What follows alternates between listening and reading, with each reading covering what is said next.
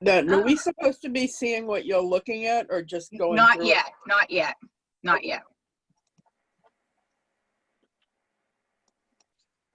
Do you guys, all right. So first it talks about, you know, having your affirmations, and your affirmations. Does anyone do affirmations actually daily? You want to, but you don't do it. It's in your head, but then you don't actually do it. Yes, me too. So the affirmation for this class is, I attract new clients daily. Okay. Now I know it sounds funny, and normally if we were in class, I'd have you get up and we would chant it 10 times. But I know some of you are shy on here because everybody's on mute. But with that said, I will say this. It does make a huge difference to like put that out in the universe and to just say those types of things. I know it might sound a little like witchy or whatever, but to have those affirmations and to say them and to think them, it does work. And I say that because it does work for me. And Bill Stone and I have this thing that we do. I have this rock. Can you see this? That like I actually got him one. My niece was selling them, and she said this brings on like abundance and stuff. So we talk to it all the time. And every time we do it, we end up getting like this random call. So I've been carrying it around because I haven't been really talking to it lately. But so it does work to put that out in the universe. I know it sounds very weird, but just try it and see how it goes. But definitely, you know, if you're looking for listings, I attract new clients daily, and that could mean buyers too, but you could just focus on the listing aspect of it, or just in general. Definitely, like I said, take some opportunity to even write your own affirmations too and actually do them, okay? All righty. So we're gonna bypass the calls. I know this is being recorded now, but let's face it, this is a lot of information. All right, so I'm gonna share my screen with you.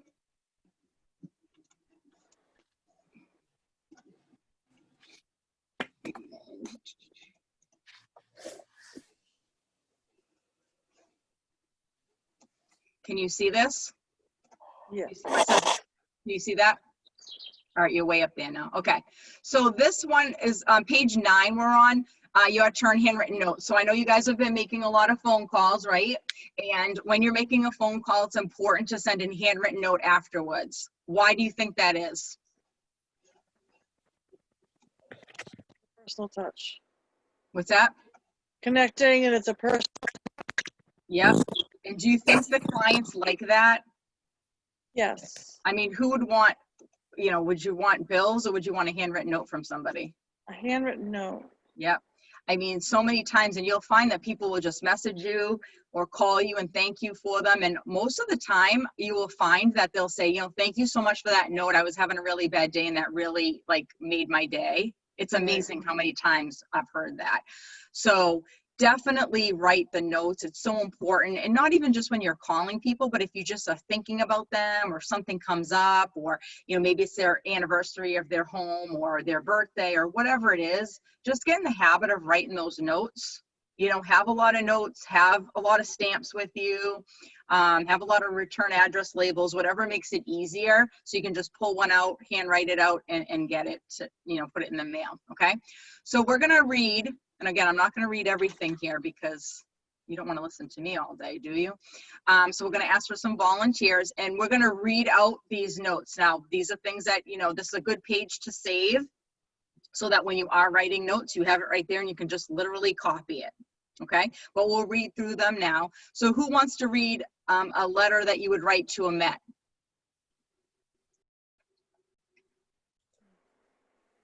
Don't be shy. I'll read it. Thank you. Thank you for taking the time to chat with me today. It was great to catch up with you and let you know what I've been up to with my business. I'm thrilled to be with Keller Williams, and I'm available to you at any time to be an asset and resource to you, your family, and your friends. Please call me whenever a question or need comes up. I'll stay in touch. I appreciate you, and I wish you all the best. How is that? What do you think about that note? It sounds pretty good. Yeah. You know, I think, you know, if you have a more of a relationship with somebody, just make it a little more personalized so it's not so formal. Mm-hmm. But it's a really good start. It's a base to start with. Mm-hmm. You know. Yeah. Yeah, and So if you sometimes, get- you know, you may want to be formal just to be professional, right, too? Right, You are friendly with them too. It's not anything that's like no, out on left field. It's very basic. It's friendly, Oh. it's nice, it's informative. And the reason that these are written the way that they are is to get them to think about you in the way of referrals, you know, and Right. having, all of our scripts are really designed to get the result that you want, depending on what script you're using. Yeah. Okay. Yeah. Awesome. Who wants to read the referrals? So somebody gives you, you call them, they say, yes, my neighbor Sam is looking to sell their home. And you take the contact information, then you want to send them a note. So this is something that you would write. Who wants to read this? I'll do it. Thank you. Thank you for taking the time to chat with me today. It was great getting to know you, and I look forward to helping you. Please know that I am available to you at any time to be an asset and resource to you, your family, and your friends. Please call me whenever a question or need comes up. I'll stay in touch. I wish you all the best. Mhm. I lied. That one's the one that if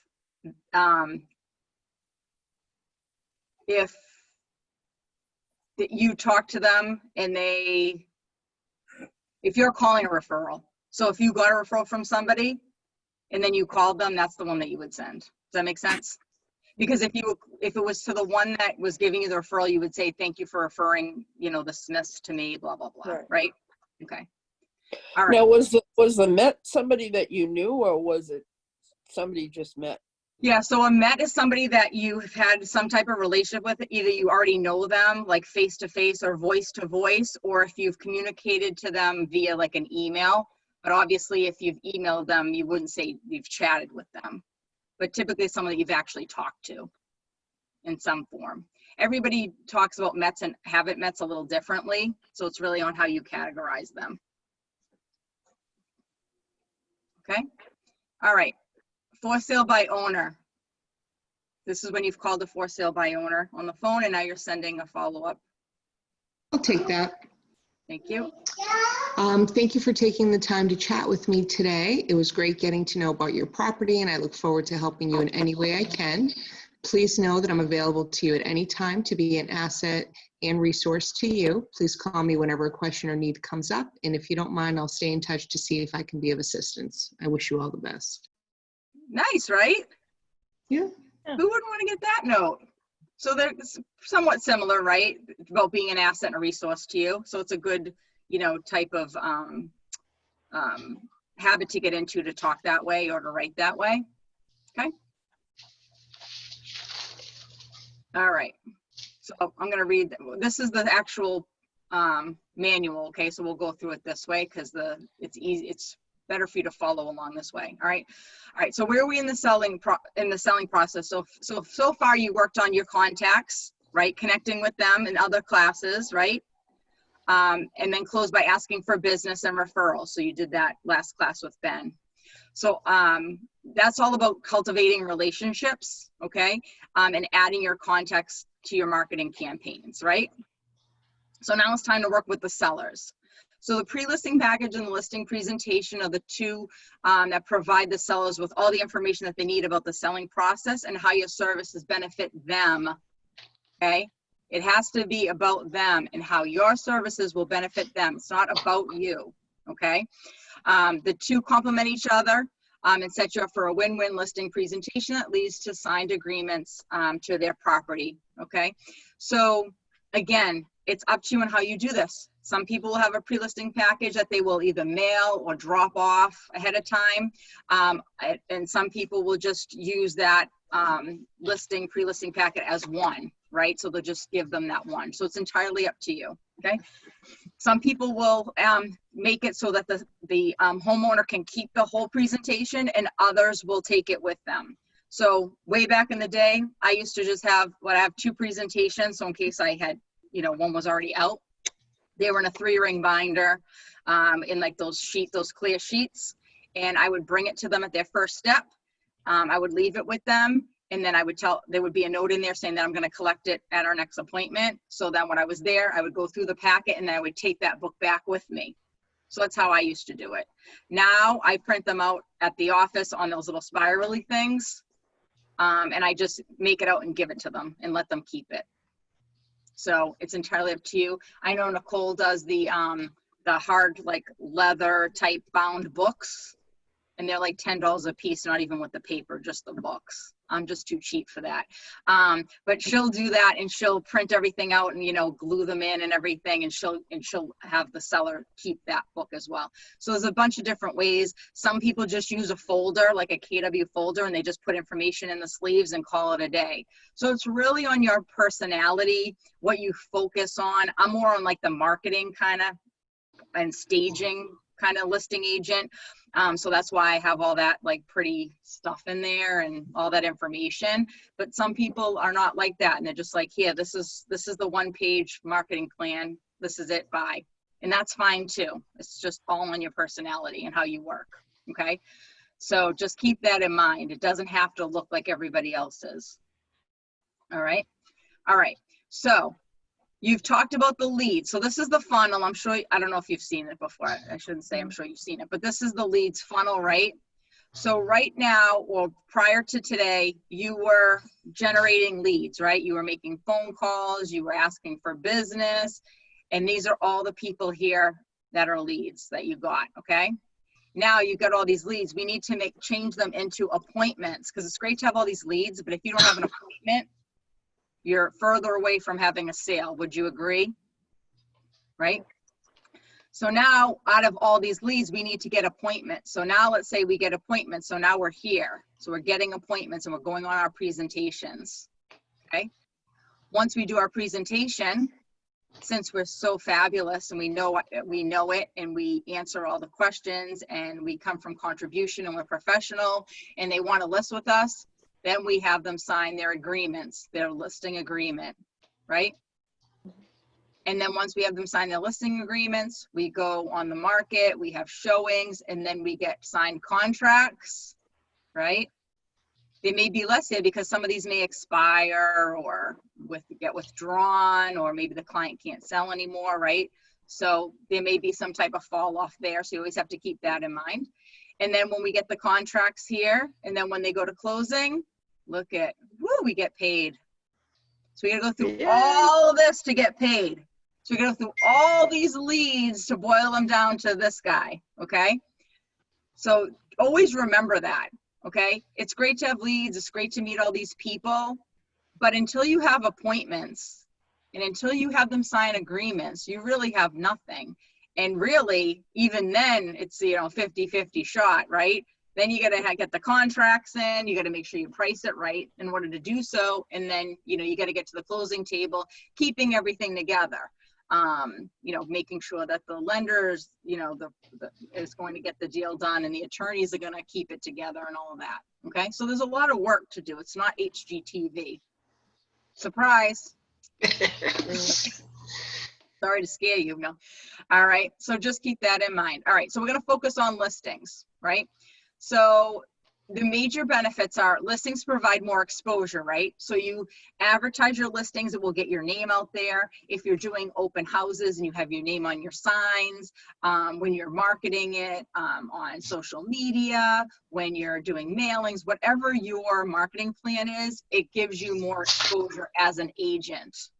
Okay, your signs, right? If you have like a for sale sign with your picture on it or your name on it, more exposure. Okay. You could have one sign. I suggest putting your picture on it. Now, I don't like to have my picture on my sign. However, it's gotten me a lot of business. So that's why it's there. Okay. You could have one sign there and somebody may drive by that sign to work every day, back and forth, back and forth. And you know what they say when they call you? I see your signs everywhere. And you may only have that one listing, but because they keep seeing your face, and they don't realize that they're just driving on that same street back and forth, their perception of you is that you have a lot of listings and you're the agent to go to. So just keep that in mind, okay? Listings bring buyers, right? So even if the buyer does not choose that specific property, they may be interested in one of your other properties or another agent in our office property or another agent in the state's property, okay? So when you're getting them from phone calls from your listings, or if they come to your open houses, those potential buyers there, you may be able to convert them to a buyer to purchase something else. And then listings are time leveraged. So on an average, you can close on 2 or 3 seller listings to every 1 buyer listing. Why do you think that is? You guys don't have to be on mute, you know. Why do you think that is? Why do you think listings save you more time and you can do more seller listings than buyers? Because buyers take more time. Yes, they do. They take a lot more time. Why do they take more time? How do they take more time? They got to make up their mind. And they make a decision. Looking You're at that. taking them places. Instead of You're everyone driving- coming to you, you're going places. Exactly. You're getting in your car, you're showing them everywhere. And, you know, they always think like, oh, maybe the next one's going to be the one. Maybe the next one, right? Right. This isn't a buyer class, but for any of you that do work with buyers, you know, reach out to me because there's a system to show buyers property so that they don't feel like, oh, maybe the next one's going to be better. And then you can close them a lot quicker. Okay. All right. So yes, you're there. You're the shoe store, if you will, and everyone's coming in looking for the shoes in your store instead of you driving around to a whole bunch of shoe stores finding one shoe for your client. Does that make sense? Right. Okay. So be the store. All right, so we're gonna watch a video, develop your listing skills.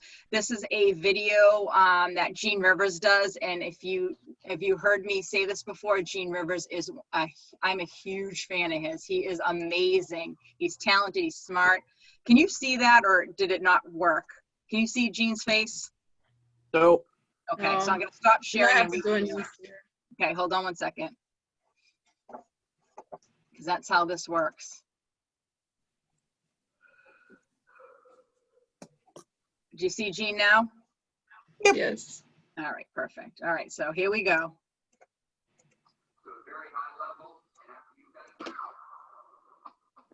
Take notes. Can't hear him very well. Kristen, can't hear him. Yeah, and I'm at full volume. Me too. No? All right. Hold on. Let me unplug my other thing and let's see if this works. Leads is from your sphere and path. Can you hear it better? Going to be moving. A little, it's kind of muffled. Hi, my name is Jim. Yeah, that's good. Today to tell you how to develop your listing skills to a very high level, and after you've done that, you'll be able to go in and take over market share. Number one, the best source for listing leads is from your sphere and past client list.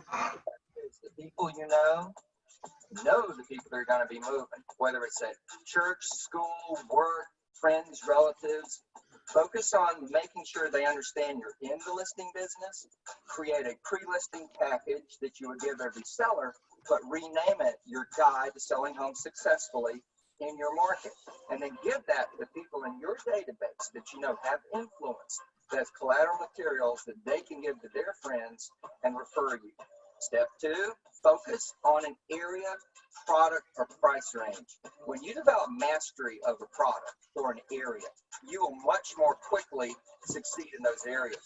And in that area or in that product or price range, focus on the FSBOs in that area, the expireds in that area, door knock in that area, geographic farm in that area. And I'm talking a fairly tight area so that the people in that area will really, really identify with you as someone who can help them sell property for top dollar with low hassle in a short amount of time.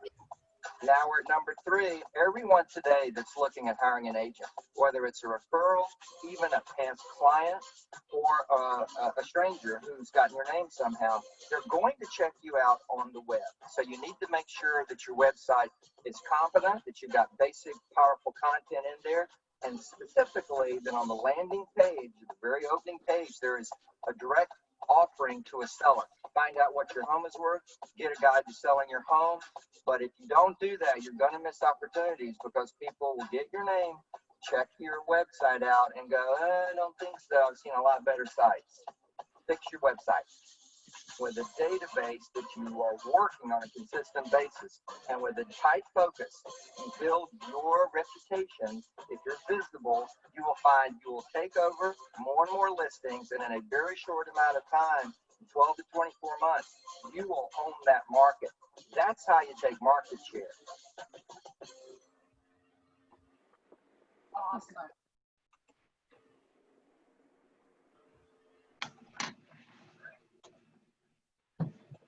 What'd you think? What are your ahas from that? I need to update my website. Yeah. Yeah, That's good. Write that down. Write that note. What else? I need to develop my website. Okay. What else? Focusing on a small area. Right. Yep. Yep. I didn't know you could. I didn't know you could give your guide to selling real estate to your sphere. What do you mean by that? I think Why he couldn't said you? that. But why I couldn't you? I think he said that you can give your sphere so that they can refer people to you, your guide to selling real estate. Would you do that? Yeah, why wouldn't you? Oh. Make up a guide and share that either on your website or send it out, of course. Oh, okay. Yeah, the video is on with that video is where all the Ignite with an Ignite packet is. Yeah. Okay. So what else did you learn from that? Anything?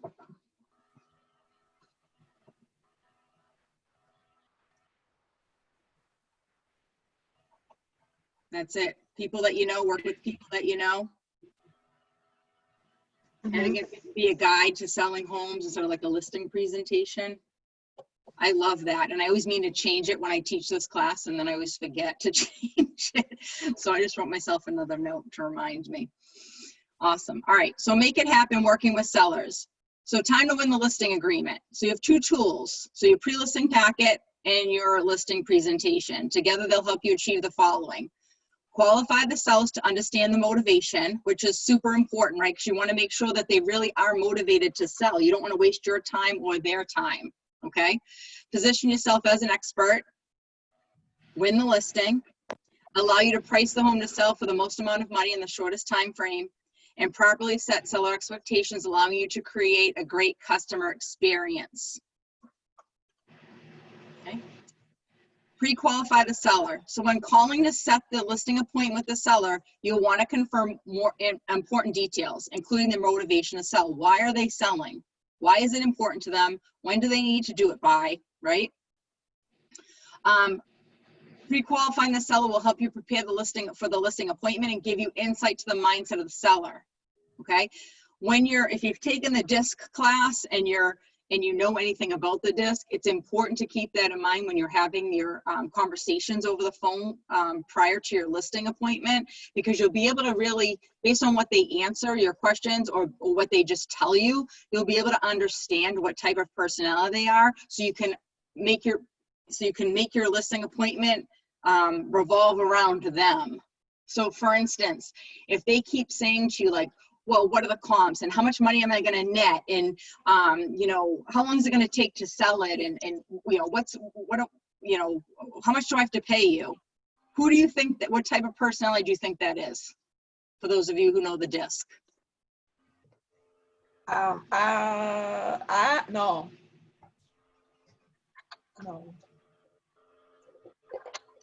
That's the analytical one, right? Yeah, they would be a C, right? So you'd want to make sure that you have a net sheet. You want to make sure that you do know the comps and how to explain it to them, and talk more about those types of things to them when you're at their appointment. Because if you don't address their concerns or don't talk about what they want to like know about, then they're not going to choose you because they feel like you're not listening to them. So a lot of times people will say, you know, they'll come to me and say, oh, well, I didn't get the listing because of price. Is it really because of price? Or is it because you weren't you weren't mirroring and matching their personalities, or you didn't have good scripts. Because those are usually what it is, okay? Like if they want to talk about numbers and you just want to show them all your pretty brochures, they don't want to work with you because you're not their type of person. Does that make sense? Okay. It also helps you avoid wasting your time on those who aren't serious about selling their property. So if they're like, well, I don't know, I don't have to move it. I'm not moving for 10 years because I want my, daughter to graduate high school, but I want you to come over and tell me what my house is worth. I mean, is that worth your time? Maybe to practice, sure. But if you're busy, you won't want to waste your time. The pre-qualifying process is a conversation with the goal to get to know the seller better. Okay, use the scripts and questions on the next page of the guide for your conversation. So there's a lot of scripts in this packet. So again, you could always, copy them and put them on a Word document or print these pages out and learn these types of questions to ask. So here is a form that you can use when you're on the phone with them. You get their information, when you're going to meet them, time, location. Do you have about 5 minutes so I can ask you some very important questions before I come to meet you? Of course, they're going to say yes. And then you just ask the questions. How did you hear about me?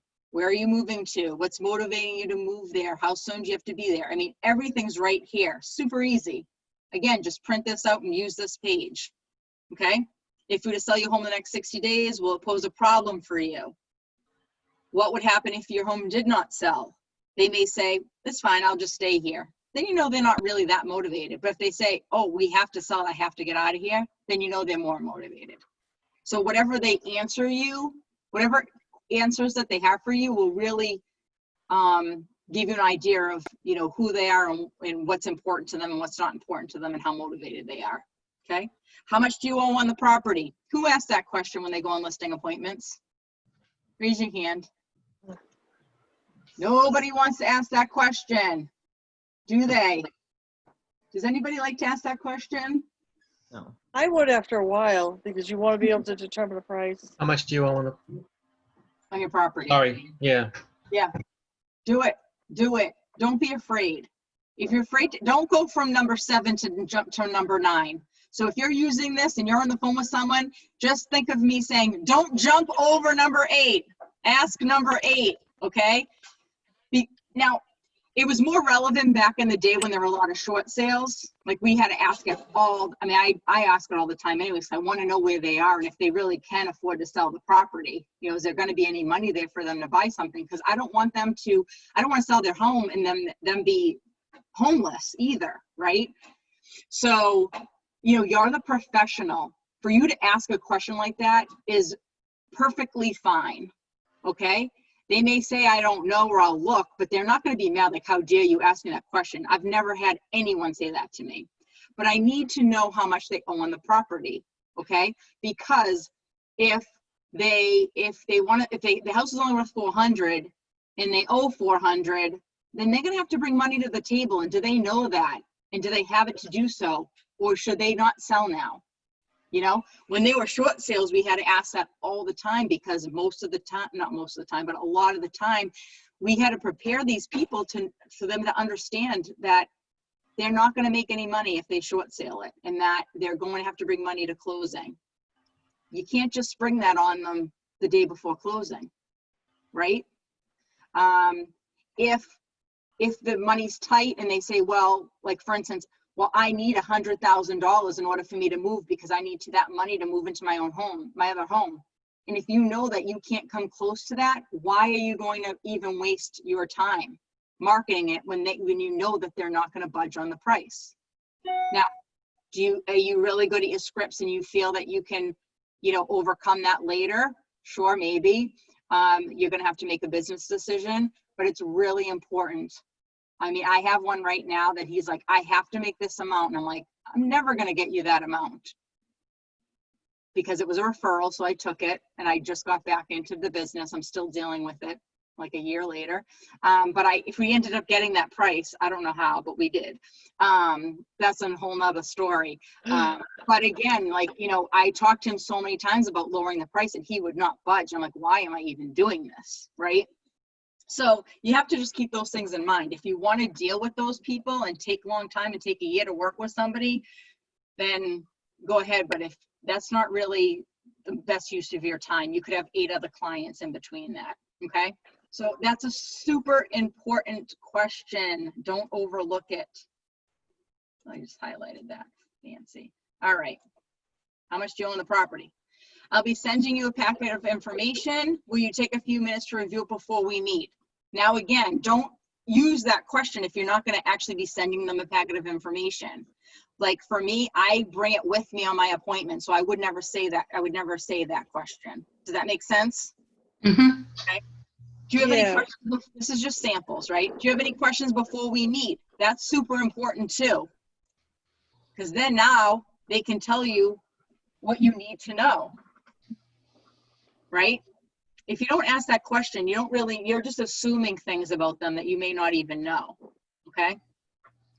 Will all decision makers be there when we meet? Who just laughed? Who I just remember laughed? I remember when I was taking my real estate classes, and Yeah. the instructor said, make sure that the people actually own the property by deed or something like that before you list it, because she made that mistake like a million years ago. Why would you want to make sure that all the decision makers are there? They may not agree to be selling or. Mm-hmm. All What right. else? So you can get the contract signed. Yes. What else? They might have different views on the pricing. Yep. What So else? you're not wasting your time. You're wasting your time. Yep. Because you'll have to do 2 presentations. Right. I've done that one time. I had to do the presentation twice. They said he was going to be there, but then, oh no, he's working. He's not here. So I had to do the presentation with her, and then she couldn't do anything because she had to talk to him. So I had to set up another appointment and do the whole presentation for him. Waste of time. So will all decision makers be there when we meet? Yes. Okay. If for some reason one of you are unable to meet because you get caught up at work or whatever, could you let me know so we can reschedule? Okay. And say it with a smile. Unless you want to do the presentation twice, get dressed, drive there, you know? Okay? Again, you're the professional. If you keep running to these people like, oh yeah, okay, I'll come 10 times, they're going to think you have no other business. You want them to like want you. It's kind of like when you have a house on the market, if you've seen a house been on for like 600 days and then they finally get like all of a sudden they get like 3 offers. It's like if one person likes it, so does everybody else. It just happens like that.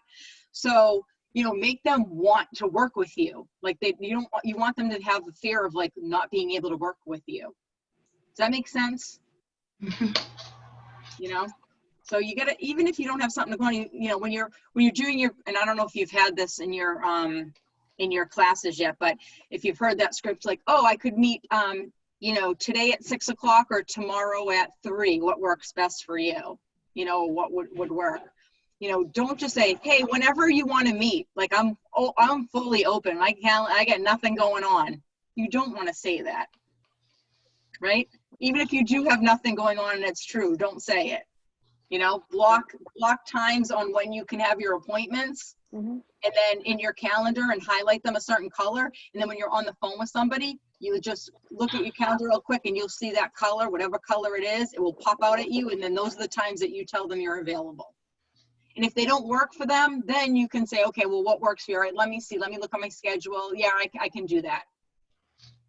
Or, you know, can we do it at 1 o'clock instead? Okay. I just have It's a all quick about you. question. Yeah, Oh, sorry, I didn't mean to interrupt. it's okay. This is Delaney. So how much time should you set aside for a listing appointment for a presentation? I mean, what's a window, really? That's a great question.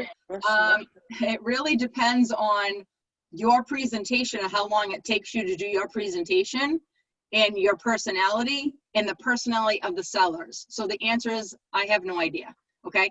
The reason being is you may have a high D personality client that you're in there and out of there in 10 minutes. You may have a high I who loves to talk and wants to talk to you for 5 hours. Okay. Now you got to control that, of course, but to give you an idea of how long it's going to take, it really is going to depend on your presentation and how efficient you are. Okay. And you can always say to the client, okay, we have an appointment at 6 o'clock. How much time do you have? Will an hour be okay? And then don't go past the hour and just fit it in. So again, it's going to be more on you practicing and knowing what your time frame is. And then if you feel that they are a talker, then you can say, I have from 6 to 7 blocked off. Is that okay? Or if they say, listen, I only have until 7 o'clock, make sure you're out of there at 7. Because if they've already told you they have to be done by a certain time, you need to respect that. Wear a watch and look at it and say, okay, I know that you told me that we need to be done by 7. It's quarter of 7. So, I'm going to start wrapping up if that's okay. And then they know that you listen to them, that you respect their time. And then they'll either say, okay, great. Yeah, let's move ahead. Or no, it's okay. I have more time. And then you can, then that will change, when your end time is. Does that make sense? Yeah. Yep. So it's really going to be on your, again, if you look at my presentation and like Steve Zabowski's in the Braintree, for those of you who know Steve, I don't know, some of the new people here, I don't know if you're in Hanover or Braintree, so my apologies, but if you know Steve Zabowski, his appointment is probably like a quarter of mine. It's just our personalities, it's how we work. So there's nothing wrong with it, just as who you are. Okay. So just so you know, our meeting will take place between blank and blank. Oh, look there it is right there. Okay. Okay. Yes. Okay. I look forward to meeting you on and repeat it again. Okay. I also ask them if they use Google Calendar, or I'll just say, I'm going to actually send you a Google invite with the date and time. Is that okay? And they say yes.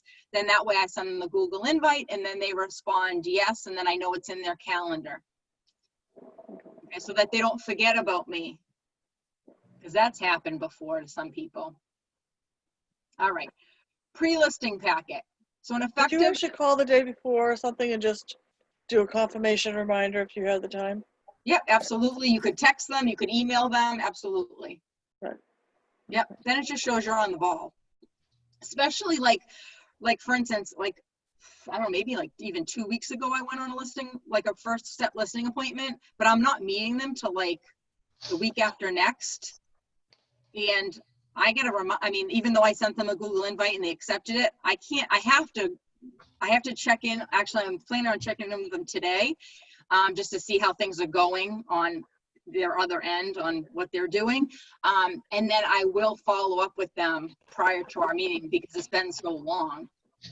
If I'm talking to them today and I'm meeting them tonight, I won't go back and say, are you still on for tonight? Or if I'm talking to them tonight and it's tomorrow morning, I probably won't reach out to them again. Does that make sense? Mm-hmm. Okay. So effective pre-listing packet positions you as a real estate expert of choice, the best person to get the home sold for the right price in the least amount of time with the least hassle, okay? The pre-listing packet plays 2 critical roles. Pre-selling. The pre-selling materials are specifically designed to build sellers' confidence in you and to answer the questions and objections in advance of your presentation. And then it saves you time. So a strong pre-listing packet will make the consultation experience smoother, probably shorter than it would have otherwise have been, okay? The other thing too is if you're starting to do more Zoom meetings, even when the Corona thing is over, those meetings end up taking a lot less time as well. So you may want to just do Zoom meetings because it's more efficient and effective. You can see them, you don't have to be in their house. So it's safer, I guess. And you're not going to be, walking around the house, petting the dog, listen to them yell at their kids, making mac and cheese while you're there in the living room and they get a phone call, all that stuff that happens. So you'll get through it a lot quicker. All right. So get a copy of a guide to selling your home. So this is what the original one looked like. The command one looks different now. Okay.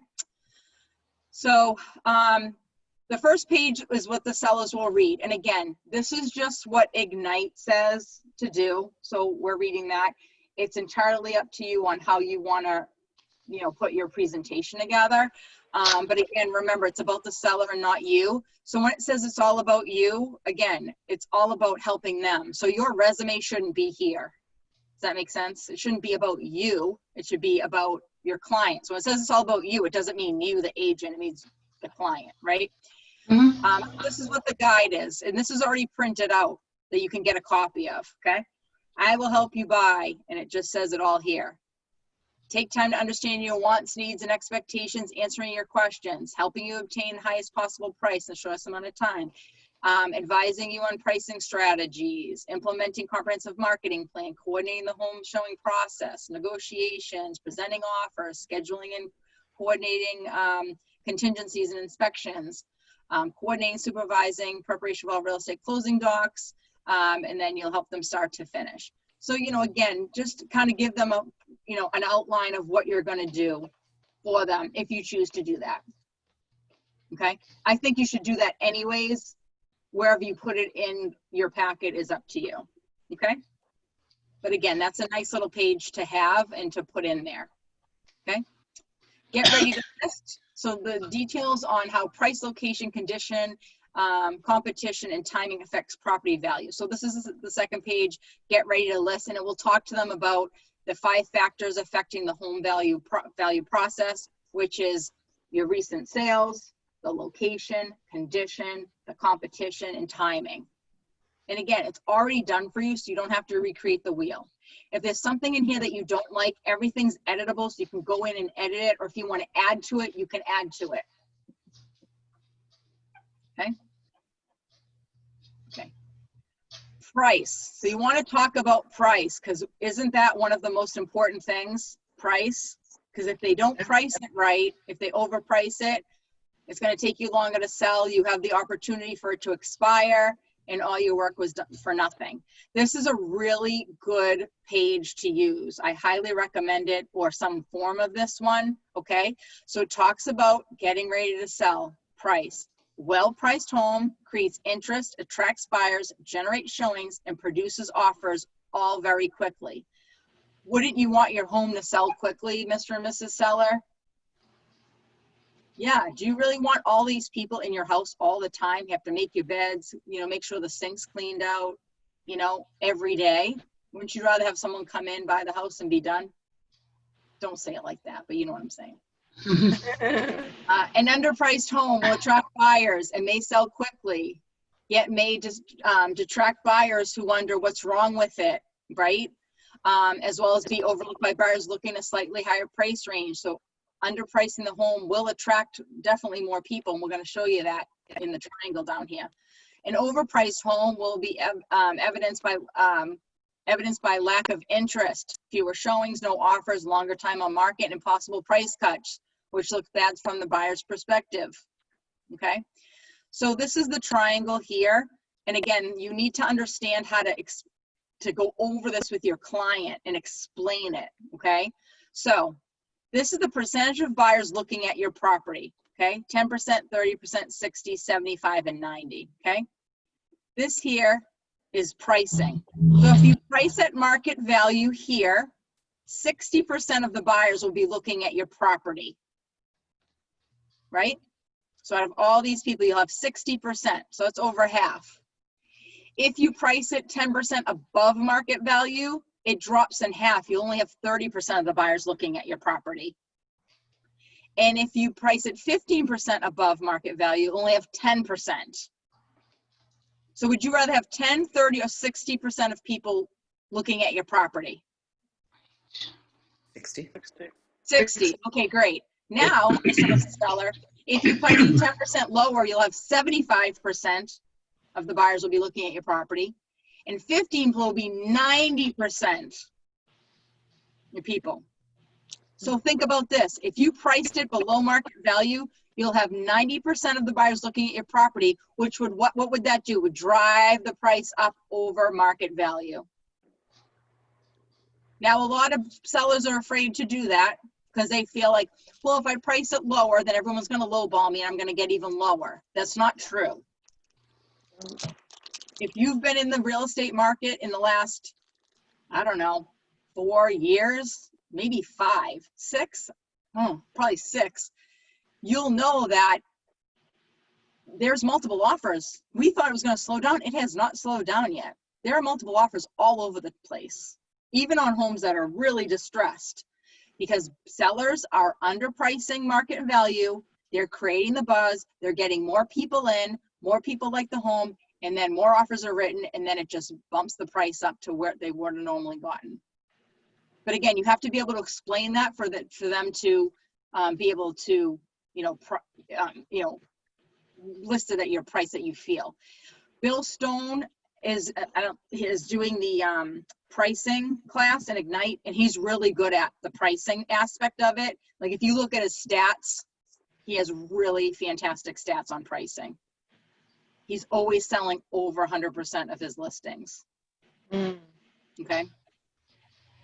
Because he prices them here, or maybe even here. I don't know what the math is, but he prices them down here, and then he always sells them quicker and for more money. All right. Ready to sell condition. So the points of the first impression selling, what staging can do and what staging helps control. Staging's super important. If you have a good eye for that stuff, obviously you can help your clients with that. Give them tips and whatever, or definitely recommend them to a stager. Okay, you'll know certain houses I've listed. It looks like it was staged, and it wasn't. That's just how the seller lives. Perfect, awesome. Other ones, if they're vacant or if they really need a lot of help, I'll get a stager in there to stage it. You can ask Lisa and Rick Murray, because they would agree too, because they use Sean Anderson a lot, who I use. His company's called oh gosh, he just changed his company name. Restyled. And what's that? That's a nice name. Yeah, Restyled. And I have not gone past month 1. Like I've had everything be under agreement within a week. So it definitely works. Kristen, question. Yes. Who pays the fee for the stager to come in? The seller should pay. Okay. Now, some people put it in their marketing plan. They may charge a higher percentage, and then the seller, like the agent, will pay for it. But that's on you and what you think, if you're pricing the house properly and if you're going to get that money back. If you don't have the money to do something like that, don't do it. Have the seller pay for it and pay them directly. I've only paid for it one time, and I just paid for it in advance. I got paid at closing, and it was only because it was a very good friend of my grandmother's mother. It was the family home that they were selling, and I just did it because it was 4 siblings, and just to deal with the money, I just did that as a favor from me. But I didn't end up paying at the end. I got reimbursed. Okay. That's where I was coming. So if you did upfront the fees for the stager, and discussed it with the seller, is that something that you could get back out of closing cost as a reimbursement, or that has to be done separately? Or for you? For me, for the agent, the listing agent. So yeah, so if you pay for it ahead of time, yep, like in the example I just said, then you'll get paid at closing. Okay. You'll send your bill to the closing attorney and say reimbursement to Deb for this amount for staging. And Okay. they'll put it on the HUD. Okay, great. Thank you. The stager gets paid at the beginning. So so ideally you want the seller to pay the stager directly. Correct. Okay, And thank you. Yep. All right. How much does staging cost approximately? From $1 to $10,000, or I'm just curious. It depends on the house and how many rooms they're doing. So it could be $450. I'm just giving you estimates, right? $450 per room. You may only choose to do 1 bedroom, a living room, and the dining room, or whatever. So it really depends on the house. If it's $1 million property and they have to do every single room, it's going to cost a couple $1,000s. Yeah. Right. Yeah. Because on an average home, average 3 or 4 bedroom home, it could be just a couple $1,000s. Yes. Yep. Okay. So let's say you had a 4-bedroom home. Would you do all 4 bedrooms, or just maybe an example of one? It really depends on the condition of the home. If you're trying to hide anything, if the room looks really small and you need to show that a bed does fit in there. It's really case by case, to be honest, and that's something you can talk to the stager about. And again, it really will boil down to money too. So like if the living room has to be done, maybe there's 2 living rooms and a dining room, and you know, the bathrooms and the bedrooms, you may say, well, just do 2 bedrooms and the other 2 will leave vacant, or, you know, we'll leave the furniture that's in there for the other 2, but you can do these 2. So it's really case by case. I really can't answer that question. Okay. You know, because I'd have to be in the house to see and know what the budget is, right? All right, so get ready to sell condition. So this again, we'll talk about staging. It's already done for you. If you want to add or delete things, you can do that, okay? So here it is, stand out in the crowd. And again, if you're going to use the new Connect one, you can just copy and paste this stuff in there. Everything's fully editable, okay? Questions for the sellers. So this section will allow the seller to answer questions about what they are looking for in an agent prior to the selling experience they have had, and how they would like you to communicate with them. It's important to find out how you want to communicate with them. Sometimes people don't want you to call them, especially if they work like at a place where they can't get calls or whatever. They may just want you to text them or email them. So those are questions you want to ask them. How do you want to be communicated with? A lot of the time people will say like texting or emailing, because that's just how the world is right now. And I always say to them, that's great. I will, however, be calling you certain times, because sometimes it's important that we actually have a conversation and not over text. Is that okay? And they always say yes, because I don't want to 2 things. Number one, you don't want to just be texting and emailing them all the time, because you're not building that relationship. And by the end of it, they're going to be like, I never heard from my agent. That's what they're going to think, because they never talked to you or saw you. And secondly, there are some things that like you need to discuss voice to voice, because things can get lost in translation. You know, if you're asking them something or asking for a price break, or maybe maybe their home smells like dog or something, and you need to have that conversation. You don't want to put that on text. Hey, the feedback is that your house smells because of the dog. So, you know, you have to have some emotion in it. So you have to be really choosy on what you text and email and what you call. So just because they say text and email, don't just say, oh, well, they said that I'm never going to call them. Okay, because that doesn't benefit anybody, okay? And it actually will probably cause more issues, especially when it's major things, okay? All right, so questions for you. So again, you can put this in your packet if you choose to. You don't have to. You do not have to use all these questions, like, what prior real estate transaction experience have you had? If you've had none, take it out. Who wants to write that in if you've had none? Not me, okay? So you can write, you know, if you're confident in answering these questions, write them down. So what's the most important thing you're looking for what are you looking for in your listing agent? That's a great question, because you're gonna wanna know what they want. They're going to tell you what they want, and then you can be that person. So they may say, I want someone that communicates well. I want somebody that is going to market my property. I want someone that will tell me the truth, or whatever it is. And you can write that down and make sure you hit those points. If you don't ask that question, how are you going to know what they want? You're assuming you know what they want. You may say, oh, Steve, my seller. Okay, Steve, I'm not going to ask Steve that, but I think he wants to hear from me twice a week, and I think he wants me to send him, you know, all of my marketing on social media. I think that's important to him. When it may not be. Steve may really want me to, you know, just be honest with him and tell him the truth. And be brutally honest with him, and you know, keep him, you know, posted, you know, 5 days a week. I don't know. I'm not going to know unless I ask him. And if he wants me to tell him something 5 days a week, and I think only 1 or 2, and I haven't asked that question, in his mind, he wants me to talk to him 5 times, and I don't, then he doesn't like, you know, he's not gonna respect me. He's not gonna give me referrals. He's gonna think I'm not doing a good job.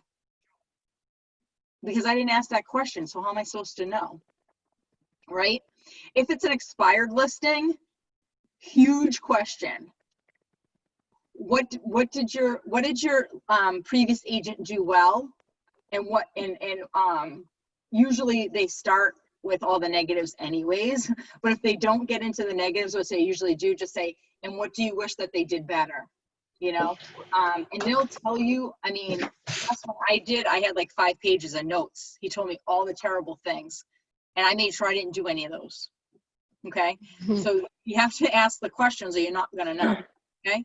Like if there was an expired listing and you say, oh, well, he's probably, the reason it expired is because it was overpriced. Well, the reason it got canceled was overpriced. It may not have been. It may have been 100 different other things. And you'll get to find out about the seller too. Because if the seller says a lot of things negative about the other agent, and you'll be able to see if they were part of that drama, if they were difficult to work with too, and then you'll be able to make a determination, do I want to deal with this person too? It's all about finding red flags. There's an agent in our office, this was years ago. She met with this client, and the client they were at the listing appointment, and she was talking to the client. Client's like, oh yeah, like I wrote bad reviews at this furniture company, and I tried to sue them, and all this stuff, right? And he was just really like just negative, and you know, telling her all the stuff that he had done. And she's like, okay, cool. Well, I'm a great listing agent, so whatever. So they signed it. She did a great job. Well, at the end of it, he wrote a terrible review about her on Zillow. It was terrible. I mean, he told her he was. Why would you do that? Because that's just the type of person he is. He told her, he showed his colors. He told her how he was, and she just wanted the commission. You know what I mean? She just felt like, well, he wouldn't do that to me. If there's a red flag, or you get something in your gut, move away, find somebody else. There's plenty of clients there. It's not worth it. Yeah, it's not worth it. All right, what prior real estate transaction experience do you have? Or, you know, how many homes have you sold in Braintree? Whatever your question is that makes you look better than all the other agents. If you don't have any, don't put it in there, because you don't want to say, what real estate transaction experience do I have? 0. You're my first client. You don't want to say that at an appointment. How do you like to be communicated with? How frequently would you update you on marketing? How frequently would you like to update on showings? Those are the things, okay? So again, good questions. Add more questions if you want. Delete ones that you don't, okay? About me. So personal information focused on you, your offer that you offer, and specifically how it will benefit the seller. So this would be kind of like your resume, if you will.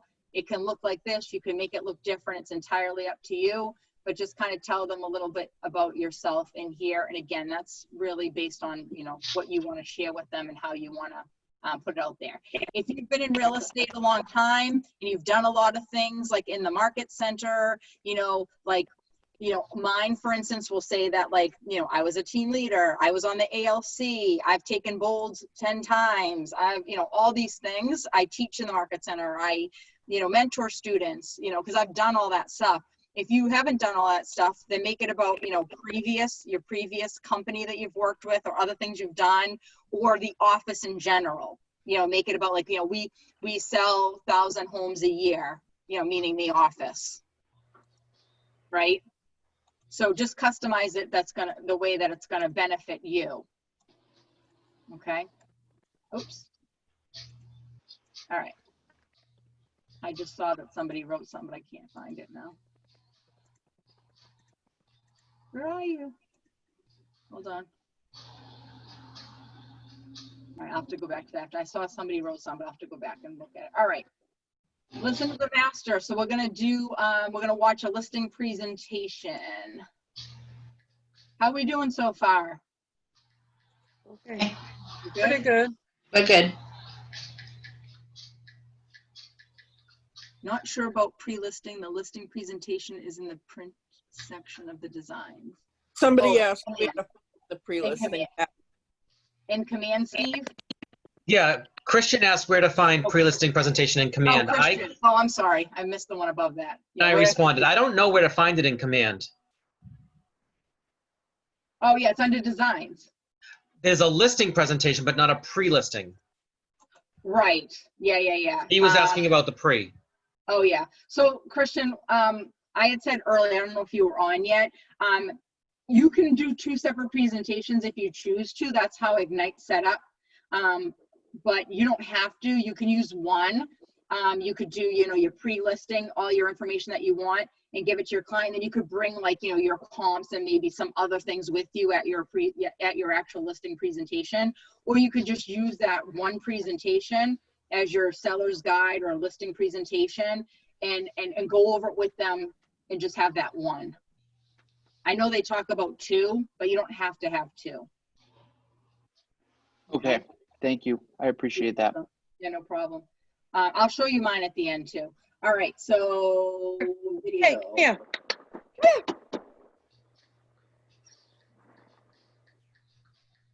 I have to put my screen on here, guys, because my videos are up on my other phone. I had to disconnect it here.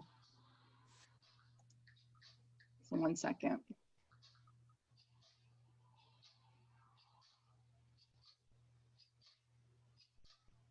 Come on.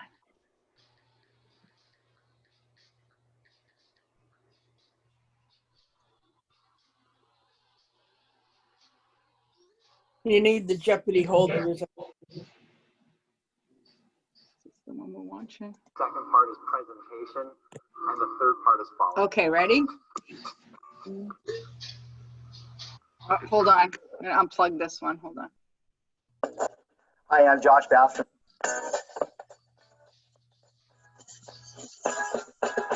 Take notes. Hi, I'm Josh Bath from Vancouver, Canada. I'm with Keller Williams for 8 years and been selling real estate for 18 years. Now I'm going to walk you through my listing presentation, and it's a 3-step process.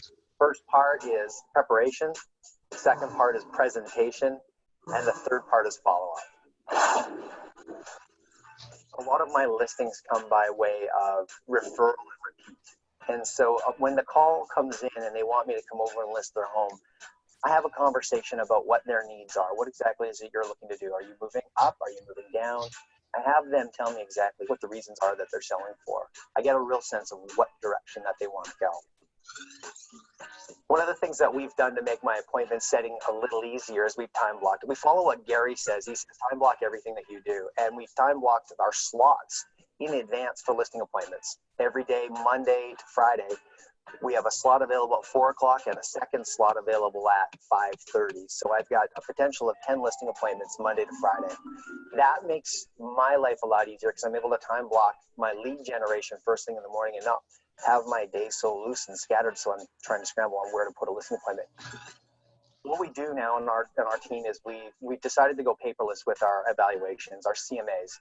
So instead of printing off paper, what we'll do is we'll take it on the computer and convert it to PDF, mark it up with a highlighter from there on the computer, and then create an email from that, email that package off to our client prior to going out to their home to list it.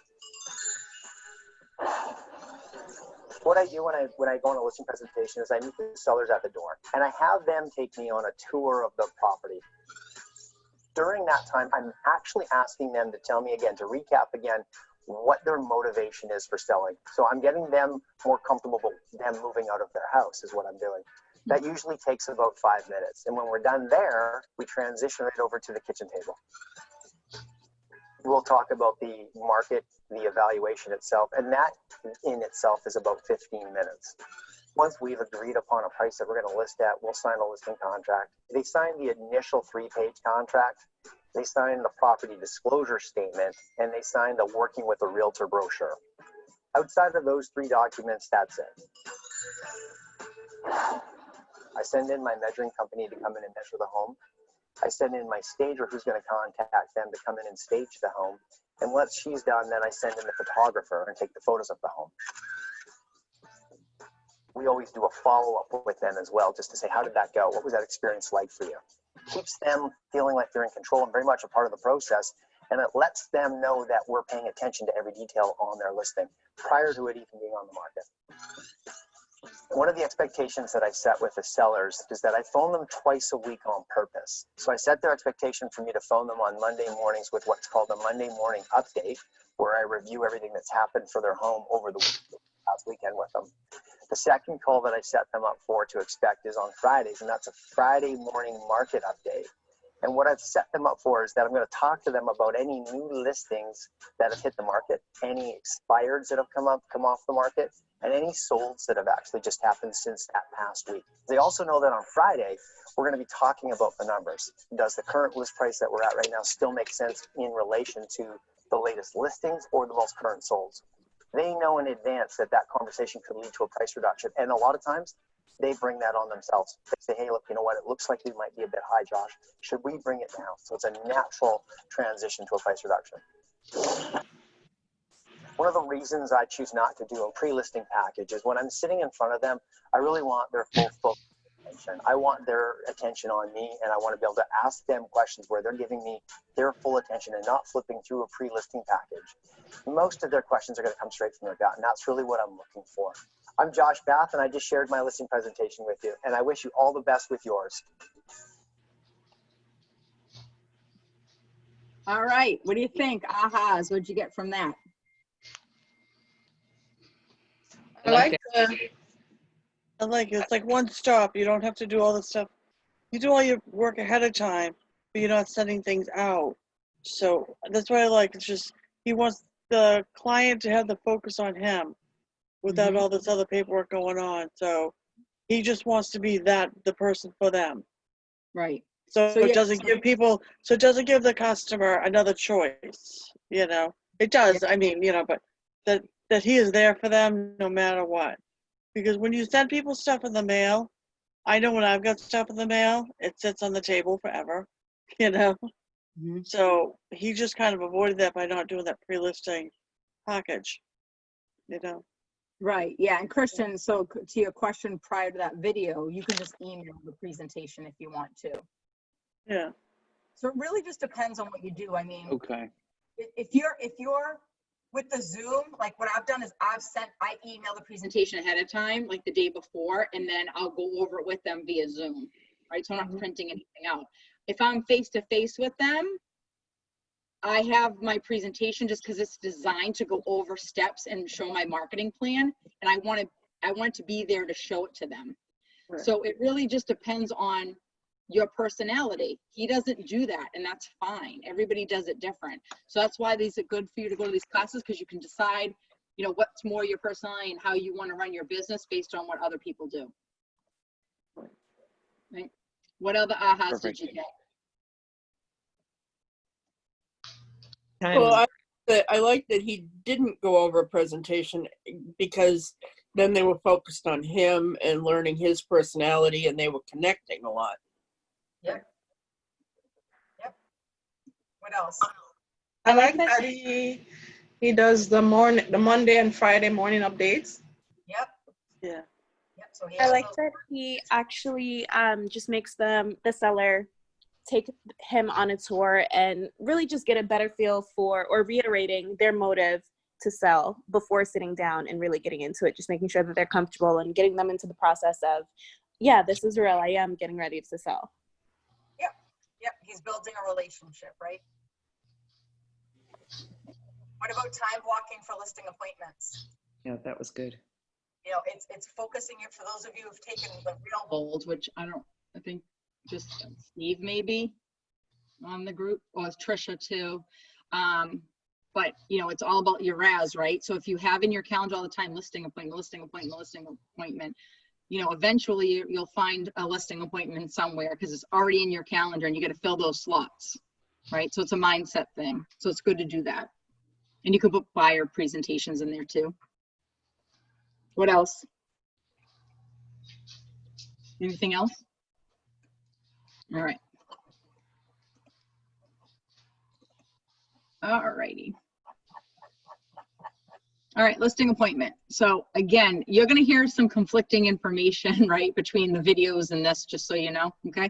All right, so once you've confirmed the appointment, pre-qualified the seller over the phone, sent the pre-listing package if you choose to do that, whether it's mailing it, dropping it off, emailing it, if you even have one, and follow these steps for the listing appointment. So greet them, walk through the home. Now you'll see some in here, it will say do it without the sellers, like go on your own.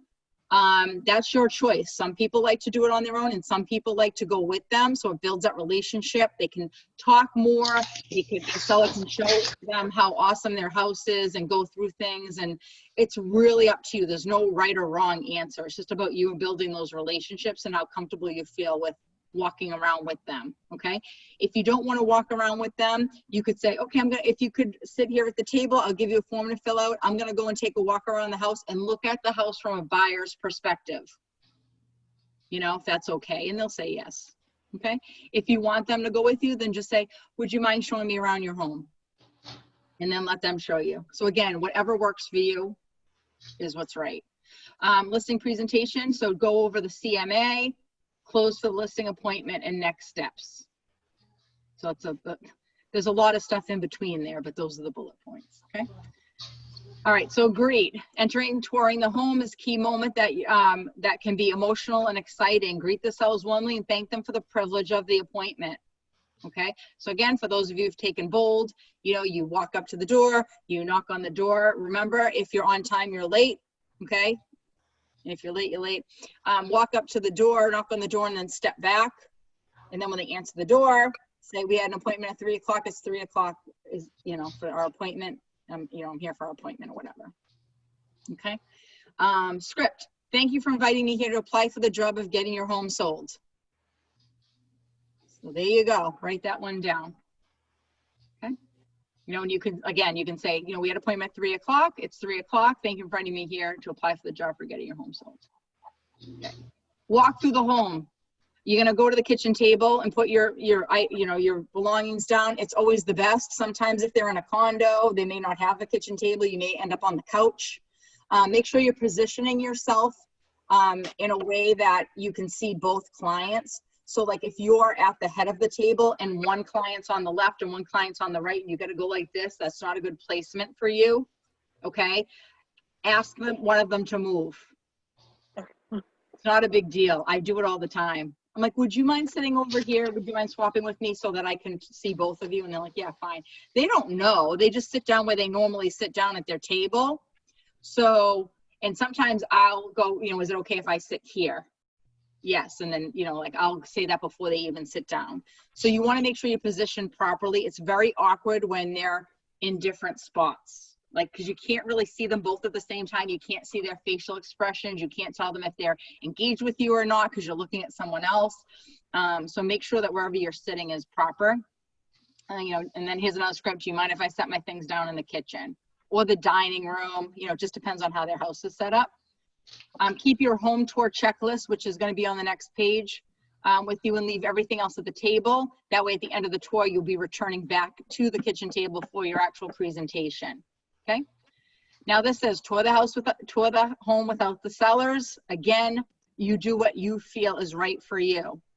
You may change it. One listing appointment, you might want to have them walk you around, and another appointment, you may not want them to. Whatever, it's fine.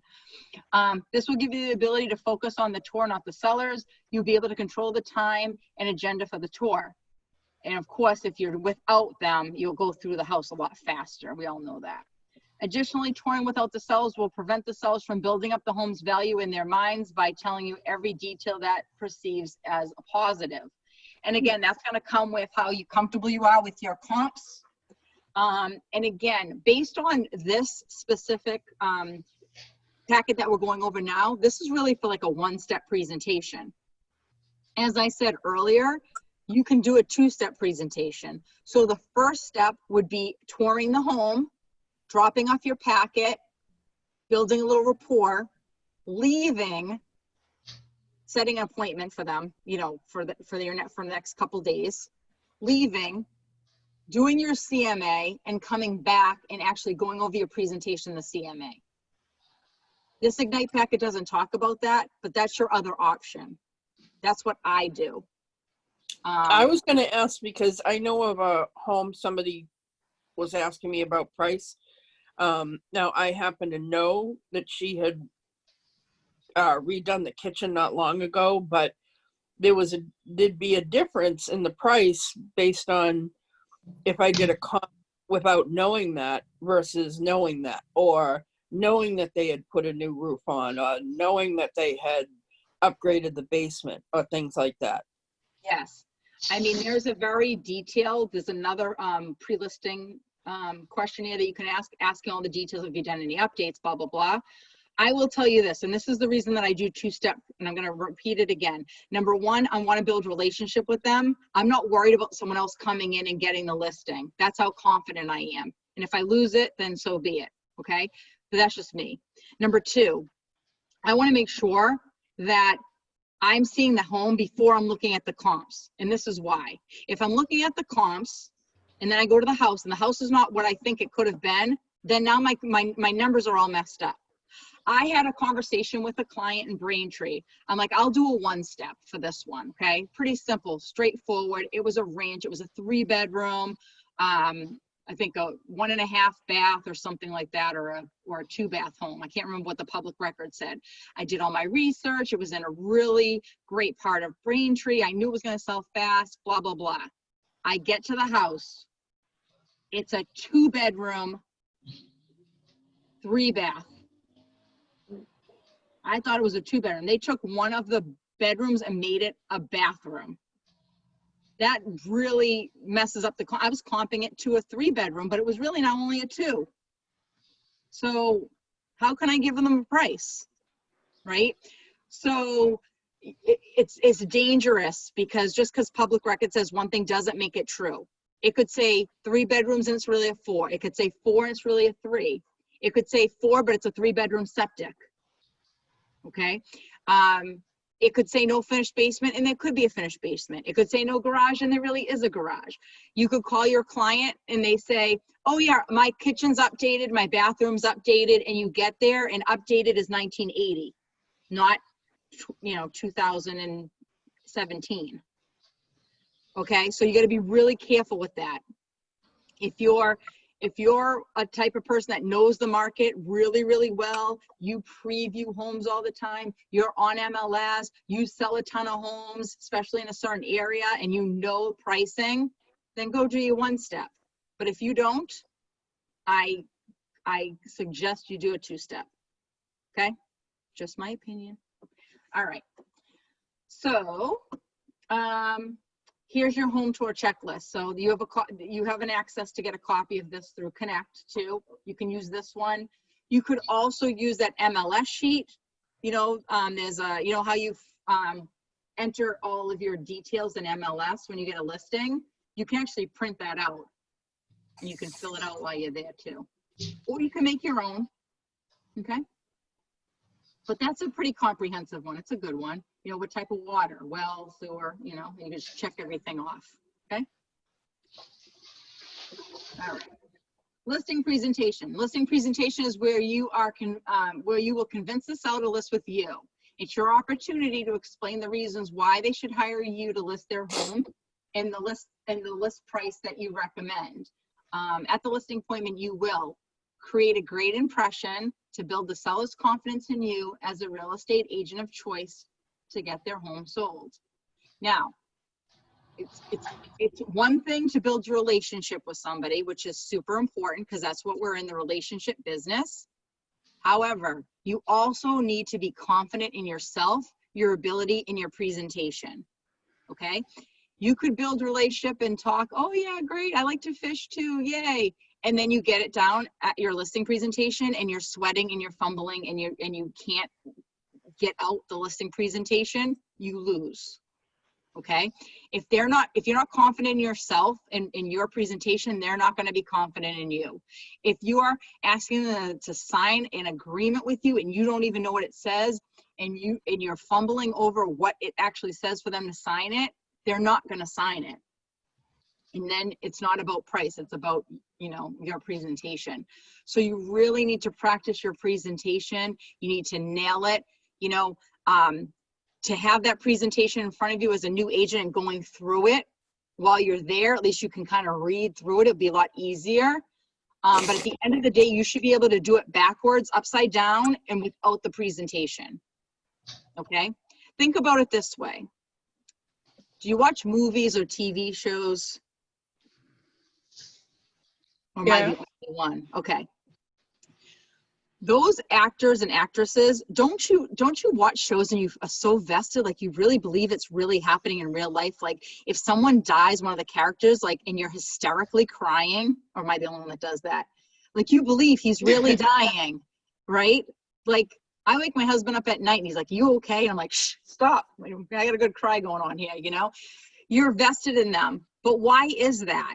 It's because they know their script. They're practicing their scripts. They're not reading it like in front of the camera while you're watching the show, right? They're practicing. I'm always like amazed by like soap opera, like the people that are on soap operas, because it's like every day, the soap opera's on 5 days a week and they have to learn all of those scripts. That's crazy. Yeah. Okay? But it's because they know their scripts. It's because they know them inside and out. You believe them. They say it with confidence. You know, you got to think of it like that. You know, we're actors and actresses, right? We are playing a part. This is what we do for a living. We need to learn our scripts. We need to learn our business, just like the actors and actresses do. They know their business, right? All right. Share your price recommendations. So the initial list price for their property, that's designed to get their home sold in the shortest amount of time for the most amount of money. So you want to, you know, talk about that triangle that I showed you. You want to go over the comps, which means, you know, homes that sold in the last 6 months. Based on Corona, I would probably do 3 months. If I don't have enough inventory, I'll go back 6 months. Anything that's under agreement and anything new on the market, like what their competition is. And make it to be homes that are most like them. So like, for instance, if they're split ranches, match them with split ranches. If it's a colonial, match them with colonials. Okay. Bedroom, bathroom type, you know, you may not, if it's a 2-bedroom and there's like only 1 2-bedroom, you may have to comp it to a 3-bedroom, but then take out money for that 1 less bedroom. Does that make sense? So you want to make them as like them as possible, but sometimes you have to kind of go out of the parameters based on what the inventory is. Okay. So what I usually will do is I will have them separated. I'll have my competition, I'll have the under agreements, and then I'll have the solds. And depending on where the price is that I want them to come to the agreement of what I think the price should be, that's the order that I'll put them in. So I may say, you know, this is your competition. This is what their price is. This is what they're listed for. You know, your home has this and this and this compared to this one. This one's, you know, has this and this and this, and yours doesn't. You know, and kind of go through each. You probably want to have maybe no more than 5 comps, maybe even 3. Again, it depends on the inventory at the time, because you don't want to go over like 100, you know, listings. Okay, but you want to pick the ones that are going to gauge them to the price that you feel that it's really going to sell at. And then, you know, go over what, you know, currently these are under agreement. We don't know what they're sold for, but they went under agreement in this many days, and this is the list price that it's on for. You may, if you really do your homework, you know, call the agents that have their homes either that are under agreement or even on the market, especially if it's like in a farm area. And then you can say to the client, this is under agreement. You know, it was listed for this. I did talk to the listing agent and they told me they got over asking, or they told me they got close to asking, or they told me they got way under. Okay, it's going to show that your price is right because you did all of this research. So go above and beyond. Make those phone calls. It makes a huge difference. Okay. You may say, like, for instance, the appointment that I'm going on when in my neighborhood, I had helped an agent in Norwell write an offer on one of the properties in this neighborhood, and it ended up selling for $480. But I know that one of the offers was $520. So they got an offer at $520, but they took $480. That's important information to know when you're talking to somebody in the same neighborhood as selling a house. And to be able to share with them the information that you know that other agents don't know. Why would they not list with you? if you have that kind of information. Like it's yours to lose at that point. Okay? All good? Makes sense? Mhm. God, I like when we're in class together because then I can just walk over to you, you know, and you can't put yourself on mute. All right. Set expectations. Look how you will, set expectations for how you will market the home and work with the sellers. Okay. So, you know, this is my hours of when I work. You know, when do you work? Oh, you work Monday through Friday, 9 to 5? Well, you're like me. That's when I work too. So you'll hear from me on these days at these times. Of course, if we're negotiating an offer and something's important and we need to talk after hours, I will absolutely be available to you. But set the expectation so they're not calling you at 11 o'clock at night. They shouldn't be calling you at 11 o'clock at night. You can't do anything at 11 o'clock at night. You're never going to get the attorney on the phone. You're probably not going to get the mortgage broker on the phone unless it's Bob Malone. And you're not going to probably get the other agent on the phone. So what are you really going to do? Okay, it can wait, but set those expectations, okay? And how you're going to communicate with them. I'm gonna call you every Monday and Friday. On Mondays, I'm gonna call you about this, and on Fridays, I'm gonna call you about that. Of course, if you have any questions in between, feel free to call, email, text me. However, just know you'll hear from me on these 2 days, anywhere between this time and this time. You are the professional. For some reason, agents in real estate feel like we have to be available 24/7. Oh, I'm available 24/7. Call me 24/7. All of my marketing 24/7. It's on my website 24, always open. You're not. Don't you sleep? You're not available 24/7. You've got to be sleeping. Okay. So by doing that, it's like, oh, I'm available. I don't have much going on. Like you're running around like a crazy person. That's how you end up being a crazy person. Trust me, I've been there. I've been a crazy person because you always want to get back to them so fast. Now, getting back to them fast is important. Don't get me wrong. However, you have to set some boundaries. And if you tell them at the listing appointment, they're fine with it and they will accept your boundaries. It's not going to be a problem. You just have to set the expectation. They're not going to say to you, well, I want to call you 11 o'clock on a Monday. They're never going to say that to you. If they do, call me because I want to meet that person. Okay. See how passionate I am? I know. I feel like am I screaming? I don't need to be. Okay. All right. Next, you will receive the entire listing presentation.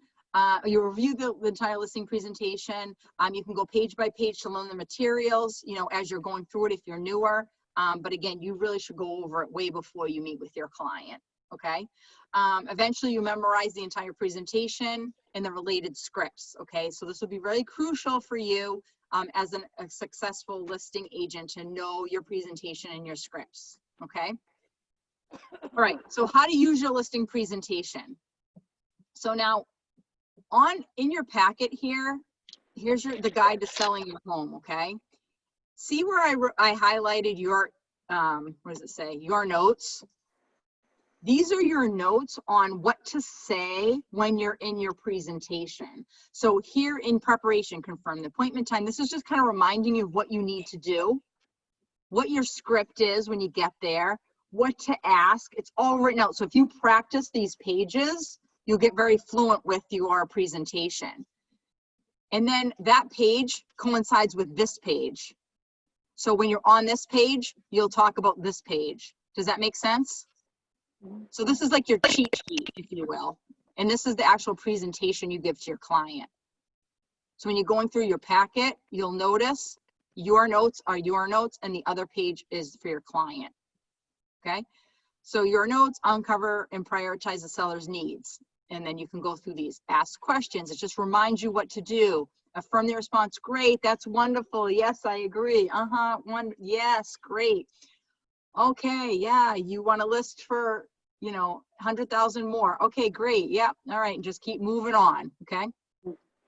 So I'm not going to read all these to you. You can do that on your own because we don't have much time left and we have a lot to cover.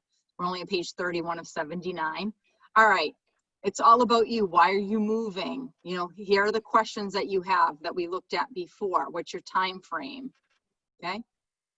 Your notes, delivering a 10+ experience. So you're going to say, I'd like you to have a great experience selling your home. And that begins with me being very clear on what your expectations are. So I'd like to ask you about that. Is that okay? That's your script, right? And then ask the questions on the page. Thank you for your honesty. Knowing how to deliver a 10++ experience help me serve you the best way possible. That's your script. Okay. And then this is the page that they're looking at. Make sense? It's hard. I only can see like 5 of you. Well, actually, I'm 4. Trisha's blanked out. All right. Your notes. So again, tell me a little bit about, let me tell you about the company that I work for. And if you don't want to talk about it, don't. If you want to, do it. Okay. But again, this is your cheat sheet. So mirror it with your actual presentation so you know what I should say on each page. Now, should you go page by page on your presentation? Up to you. It depends how long your presentation is. If it's 5 pages, yes. If it's 79, no.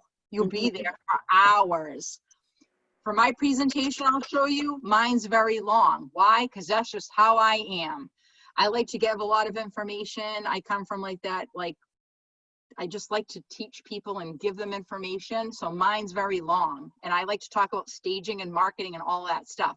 Do I go through all those pages when I'm there? No. That's why I drop it off at my first meeting, and then I go over certain pages on the second meeting. And I tell them that. I'll say, I'm only going to go over some of the important pages that I feel that we need to discuss here. Is that okay?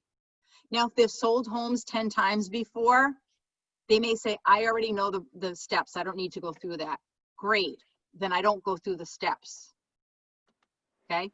Just because that's your routine and that's how you do your presentation, you have to learn to be flexible with it, because if your client says, I'm comfortable with that, you don't have to go through it. Don't make them sit through it. Like, don't say, okay, but no, but I have to go through this because it's in my book. Okay, just say, great, close the book, sign here. Get out of there. The whole point is to get them to sign. If you don't finish your presentation, it doesn't matter. If they say to you, you know what, Justin, I want to list with you. You don't need to go through any of this. I'm confident in you. Close it up, get out the listing paperwork and have them sign it. Because that's really what you're there for, not to go over everything. Do you agree? When I was at Weichert, we used to have this huge, I don't know if you even can see my hands right now, but it was this, I wish I still had it. I ended up selling it, but it'd be funny to show people now. It was this huge portfolio, huge. I mean, I can't even tell you how big it was. It was so big. And so we would have these big pages in there, like with all this information about Weichert, nothing about the client, my marketing, like it was all about the company. And they taught us how to go through page by page and what to say. And I was at a listing appointment with a colleague of my husband's, and we were sitting at the table, and I pick out this big book and I'm going through it, and she goes, Kristen, I'm gonna list with you. Like, she had to go to a concert. She's like, I'm gonna list with you, let's just sign the paperwork. And I was like, okay, and I shut the book and we went on. Because I was taught to go through the whole book, if I sat there and made her go through that book, I will tell you right now, she wouldn't have signed that listing with me, because I wasn't listening and I was only doing what I wanted to do. So it's very important that if they tell you I'm good, move on, okay? Don't make them sit through it. They can read. And if they have a question, they'll ask you. Why Keller Williams? You can put this stuff in there if you choose to. You know, if it's pertinent to, like, you know, you being an agent, which I feel that it is. I think, in my opinion, being with Keller Williams, I think is a huge asset. You know, that's why, you know, putting it on all your marketing pieces and saying that you're with the company is huge, because we are worldwide, because our marketing that we do, it goes to over 350 websites worldwide. You know, we have more agents than any other company. So, you know, we can refer business out. We can, you know, our office does a lot of double sides, meaning our office will have a listing agent, a buyer agent in the same office, which is huge. You know, we can market those people. You know, we're at a higher level than most companies. So, if not all, I know I'm being recorded, so I'm trying to be nice. But so I think it's important to tell them why it benefits them to work with a Keller Williams agent.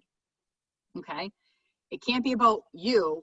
It has to be about them and why basically what's happening is they're choosing you and because of what you have access to at Keller Williams for them. Make sense? All right. What you get from me is the following, and you could go through what you do for them. Do you have any questions? Again, this is your cheat sheet, and this is what they see. That, you know, you're great with the communication, you have experience, your marketing, your pricing, all of that stuff. Guide to selling your home. You can talk about this. And again, you can change any of these scripts if you don't like them. You don't have to say them. Just edit them. And then what you get from me is what they're going to see. So that's going to be that page. Okay. Home selling process. And then the process. Okay. Now, this is very vague, and that's fine. It depends on how you work. I like it to be a little bit more detailed. I'll show you mine. It's kind of broken up into details of what I want to talk about so I don't forget.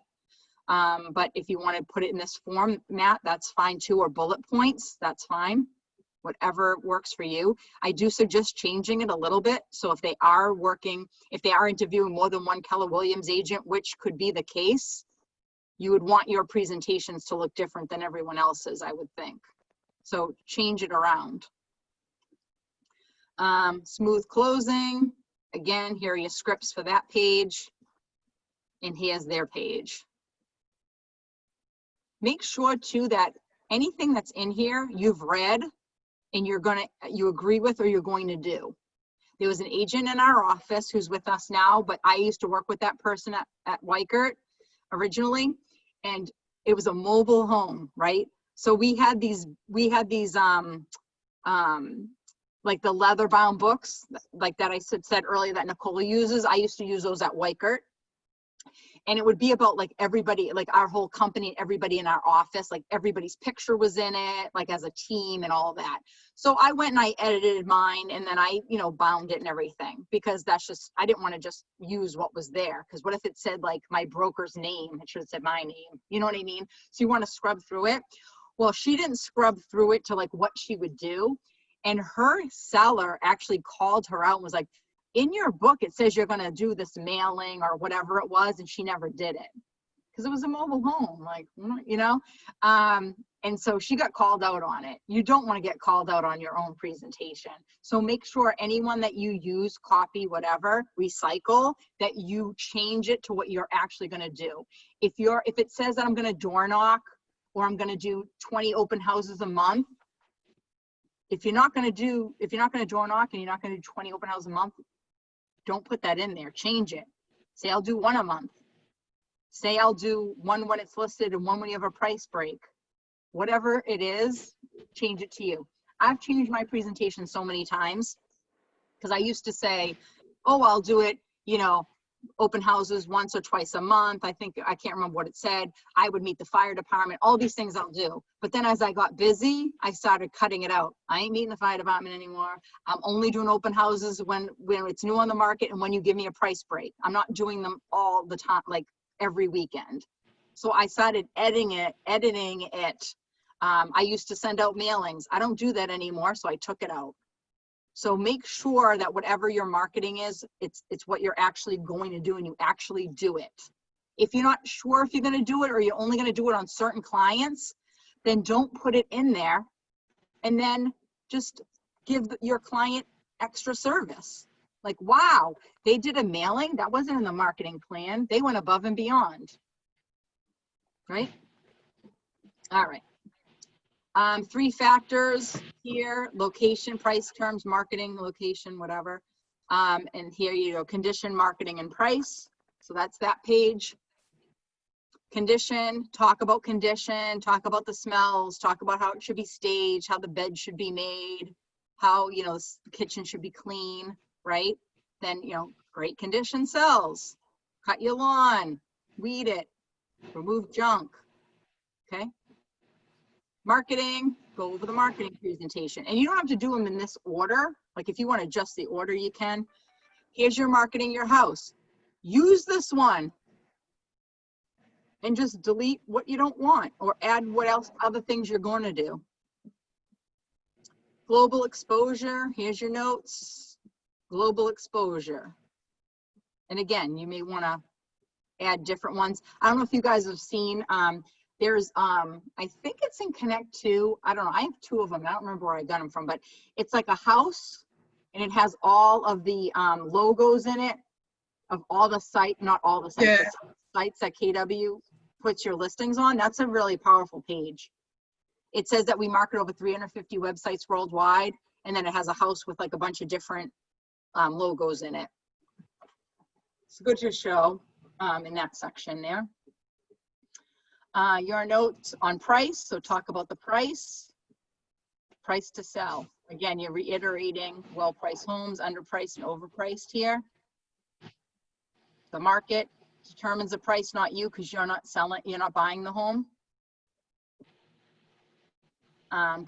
Comparative properties, again, there's some scripts for that. And if you really do your research, you're going to know what to say, because you're going to know the houses and how they compare to the subject property. Okay, so comparative property analysis, you're going to have a class on that too. Some people will use like Toolkit CMA. Other people will like print out some other, like a different, like a different type of, like a one on like the RPR or whatever that's on MLS. I do like the most like simplest handwritten old schooled one ever, but I like it and it works for me. And my clients think I did a lot of work, you know, on it, because it's all my, it's my I handwrite on it instead of just printing out like an 80-page packet. Plus, I don't want to waste all of my, I don't want to waste money paying for all these printings, 8 cents a page on 79 pages of what something they're not even going to look at, right? So think about that too when you're printing these things out, or just print out the MLS sheets of the properties. So if you have 3 or 5 properties, just print the MLS sheets out on those properties if you want to do that too.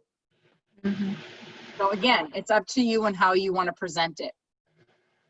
Notes on price, recommendations to price your home.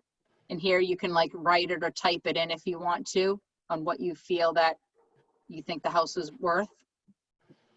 I always ask them to guess after I go over the comps. You know, I show them what's sold, what's under agreement, and what's on the market. And I ask them, what do you think we should price your home to sell? What should we price your home at? And when you go through them in detail, they usually pick your price anyways. Okay, listing agreement documents. This is all of your listing agreement. Now, some people will bring them with, you should always have a paper copy with you, because you may be at a homeowner's house that they don't have internet, or they don't know how to use, you know, DocuSign or Dotloop. So you always want to have a paper one already filled out, my opinion. I like to get them done right when I'm with them. If I'm sitting in front of them, I want them to sign right there. So I already have the whole thing completely filled out. And then I just handwrite in like what to include and what to exclude. Like I'll handwrite that when I ask them. Some people, I'm pretty sure Ben Parada does this. I don't know who else, I'm sure other people do too. They'll go home and then they'll email them the documents so they can sign electronically. You can do that as well. Or if you're really tech savvy, you can bring your laptop or your iPad and have them sign electronically right there. Have it already, you know, typed up. Just make sure that you have like access to your own internet, so you don't say, what's your password? And then they don't know it, and then, or their internet's down, and then it's embarrassing because you can't, you know, get online. Things to think about. Seller disclosure. Now, this is on page 63 of this packet. My recommendation is you should have them sign that before you do anything. The mandatory relationship disclosure, that should be signed at the beginning before you even like, you can walk around the house and as soon as you sit at that table, they're signing that form. Okay. So that you need a paper copy of, unless you send it to them What form ahead was of that? the mandatory relationship disclosure. Okay, got it. Okay. Or you can, again, depending on your clients, how tech savvy you are, you could send it to them ahead of time and have them sign it. That's fine too. Okay. It's all on your system, really. Your moving checklist, here's your notes.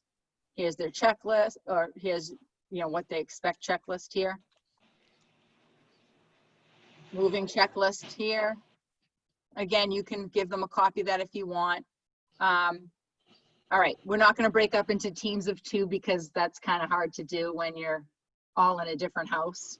So we're not going to have you read the presentation. Objection. So we're going to go through some objection handlers, and I think it's important that we, I'm going to ask for some volunteers to read through these here, okay? Because it's a good page. I think you should, take this page out and print it out so that you have your objections right there and you can practice them. So we're going to go over those, okay? But just keep this in mind. A lot of people don't like objections. Well, who does? Nobody. But it's a way for them, it's a comment or a question from the seller that may seem to slow down or hinder process towards an agreement, and don't have to when you're prepared. So if you don't answer the question ahead of time or hit the objections ahead of time, then they're going to have a lot of objections. So it's always good to really kind of talk about them before they talk about, like, I'm sure you probably, like most sellers, have a question about my service fee. I never call it a commission. Service fee. I'm going to go over the service fee when we talk about marketing, or when you're at the marketing page, say my service fee is X. So that way they don't ask you later. You tell them what it is, and that's it. Move on. And if they ask you to lower it, say, I can't. It's printed out in my book. It's ink. I don't have, it doesn't erase. Sorry. Don't say that. Sorry, oh, I'm so sorry. Go ahead. Can I interject just to, and I don't know if this is an appropriate question for this forum, but speaking of service fees, what is sort of the standard, and how does that vary? Do agents sort of with more experience or a different type of clientele command a higher rate? Where do people start typically? That's an awesome question. So as Rich Landon would want me to say, we're not talking about commissions here. We're not price fixing, okay? We're just having a conversation, whatever. Okay, so typically, again, it's really on what you feel that you're worth, right? So I want to say the standard, but most people will do a 5%. So you'll get 2.5% to you and 2.5% to the buyer agent, okay? Typically, you want to be fair. You want to split it. Some people will do 4%. In our offices, the minimum you can offer is 4%. You can't do a listing agreement less than 4%, or you need to talk to your team leader. That would be 2% to you and 2% to the buyer's agent. You could do 6% if you wanted to. Maybe you include a lot of things that cost money. Maybe you want to include staging and you'll pay for it, and then you'll do 6%. So it's really on your marketing and what you're going to do for your client. If you're doing a mobile home, you may do 7 or 10%.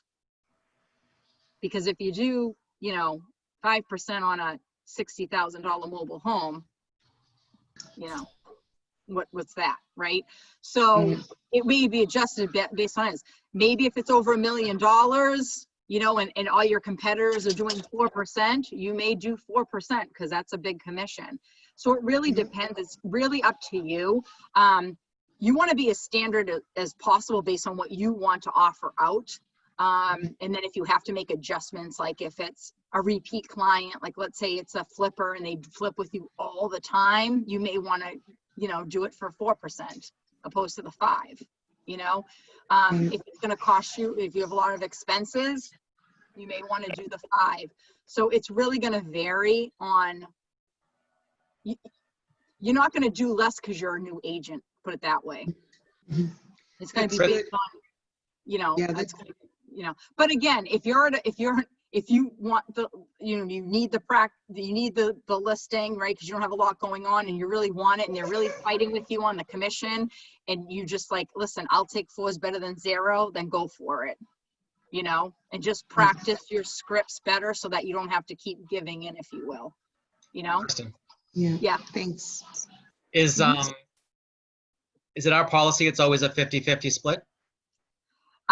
It's not necessarily a policy per se, it's just the right thing to do. With that said, I have, well, it depends who you talk to because everybody's changed it based on whatever their experience has been. Some people, and again, I'm not agreeing necessarily with it, but they'll put it lower, and then if they do a good job, they'll give them more. Again, that's not something that I would necessarily do, although when I go and close and I do their job, I'm like, why are they getting the same as me? I just get mad at myself. But whatever, it is what it is. I want to offer out the same because I want to get the house sold. Yeah. But if I'm getting a referral fee, I just started doing this because I'm like, I'm doing all this work. It's costing me money because I'm the listing agent, and I'm paying a referral fee, and I'm getting less than the buyer agent. So I have made an adjustment where if I'm paying out a referral fee, I will offer less to the buyer agent, whether it be 2 or 2.25 or something, or 2.75, whatever the math works out to be. Yeah. And then I will tell them, like, they'll already know what it is, and I will let them know, hey, I just want to let you know that you'll see on the HUD that the commission is X, and that's because I'm paying out, you know, a listing agent. Yeah. I have another house coming on the market. Steve, you know about this one, that I've sold literally 3 times and had under agreement, and it fell apart before closing so many times. And I'm going to have to go back and remarket it. It's going to come on again. It's going to be completely redone. I have way more expenses, and I got to do all the photos again. I got to do, you know, the sign again. And I've already spent so much time in it. I am going to be taking more on that. Are we talking Carver? Yes. So that's why I'm asking, because I have seen that before in the past where you find out that it's a 5% listing, but the listing agent's taking 3 and they're only offering the buyer 2. Yep. You know, you can ask that question, why? I mean, I've had people question me about it even before, not knowing anything, just saying, well, are you getting more? And I'm not going to lie, you know, when they see 2. Because you find out in the end. Yeah. I mean, just be honest about it. But, you know, I'm curious to see what Carver looks like now that you mention it. Yeah, it's completely gutted, completely renovated, new. But for those of you who, I mean, I don't think probably 1 or 2 of you even know the story, but trust me, I deserve 20% on my side. Yes, you do. So, but with that said, I mean, you know, you, as a standard form of practice, be fair, 50-50. Be fair. But if there's insinuating circumstances, then just be honest about it. It is what it is, you know. Question. Yep. No, obviously Cobb is different because you said it was renovated, but let's say you had a house that you've had to keep it on, you know, on and off kind of thing. If the buyer's agent came to you and asked about the commission, is that they usually ask like just before they show the house? Are they asking you about that? Or because like if you had to explain that, wouldn't they be like, well, then why is this house had such a hard time? So there's 2 things. So number 1, they usually don't ask. Usually it doesn't even come up until after like they get the HUD and then they're questioning it. So that's at the end. That's why I always say talk to them ahead of time about it if it's not a 50-50 split. If it's on and off the market, or if you've had the listing a long time and you, like, let's say you've had the house on for like 300 days or whatever, it's on you because you didn't price it right or you're not marketing it right. Okay. It doesn't mean that the buyer's agent should get less money. That's on you. Carver is not, I'm not going to be taking more of a commission because it's renovated. It's because I got to closing so many times and it fell apart the day before closing because of the lenders. Okay. That's why, like, I did a lot of work on that property. I drove there a gazillion times. I had 3 home inspections. I paid for the smoke certificate 3 times out of my pocket. I paid for, you know, because my clients don't live there. They're out of the state. I paid for the numbers on the house. I mean, I've done a lot on that property. So that's why. So it's not something that would normally happen. To be honest, this is a very unique situation. I hope this never happens to any of you. Okay. So can I ask a question too, Kristen? So you know that when you list that house, that your commission is going to be higher than like the seller's agent.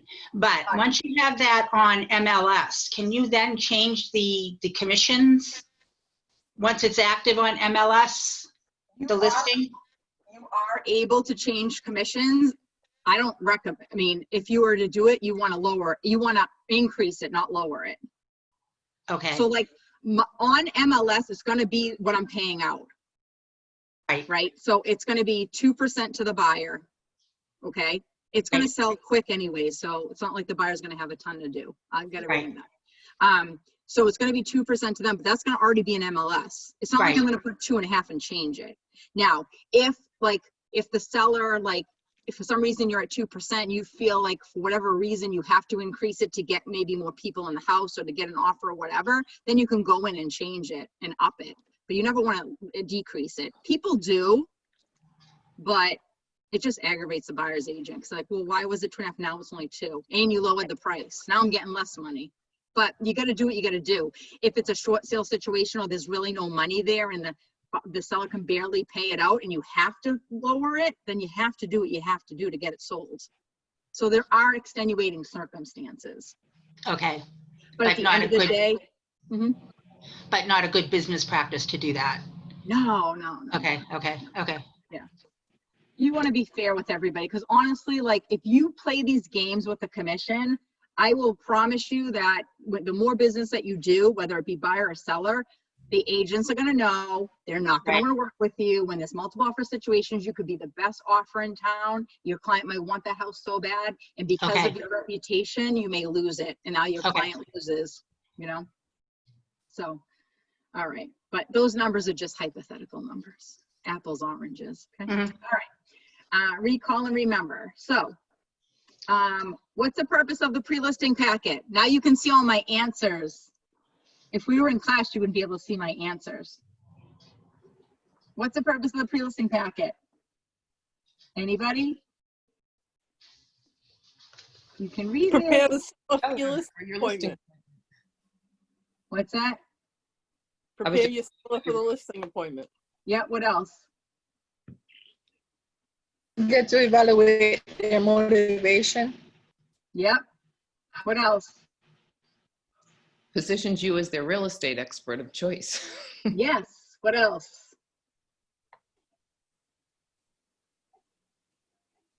Least amount of time and least hassle. You got it. What are the 5 factors affecting the value of your relationship? Yep. You got it.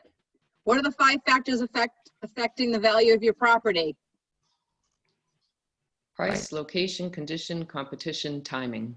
You guys paid attention so well. I'm glad you learned through these. I must be such a good instructor. What are the 3 phases of the home selling process? Servicing and marketing. Yep. Offers and negotiation, contract and close. Yes. Awesome. What determines price and why? Buyers. What they'll actually offer and competing sellers are accepting. Yes. The Based on the market. current market. Yep. Awesome. All right. Objections. We're almost done. Scripts. Yay. All right. Seller objections. Who wants to role play with me? I need a role play partner. I'll do it. Who said that? Sorry. Teresa. Okay, great. All right. You know what, Teresa? We need an agent with more experience. Keller Williams is different. I'm a partner with others in my office. We share in the profit of our office. When one makes money, it benefits the rest of us too. So I have lots of motivated agents and many years of experience working for you. Is there anything another agent said that would do that for some reason I forgot to mention? Did I cover everything you expected to hear? Sounds like you believe I can get your home sold. So let's move ahead now.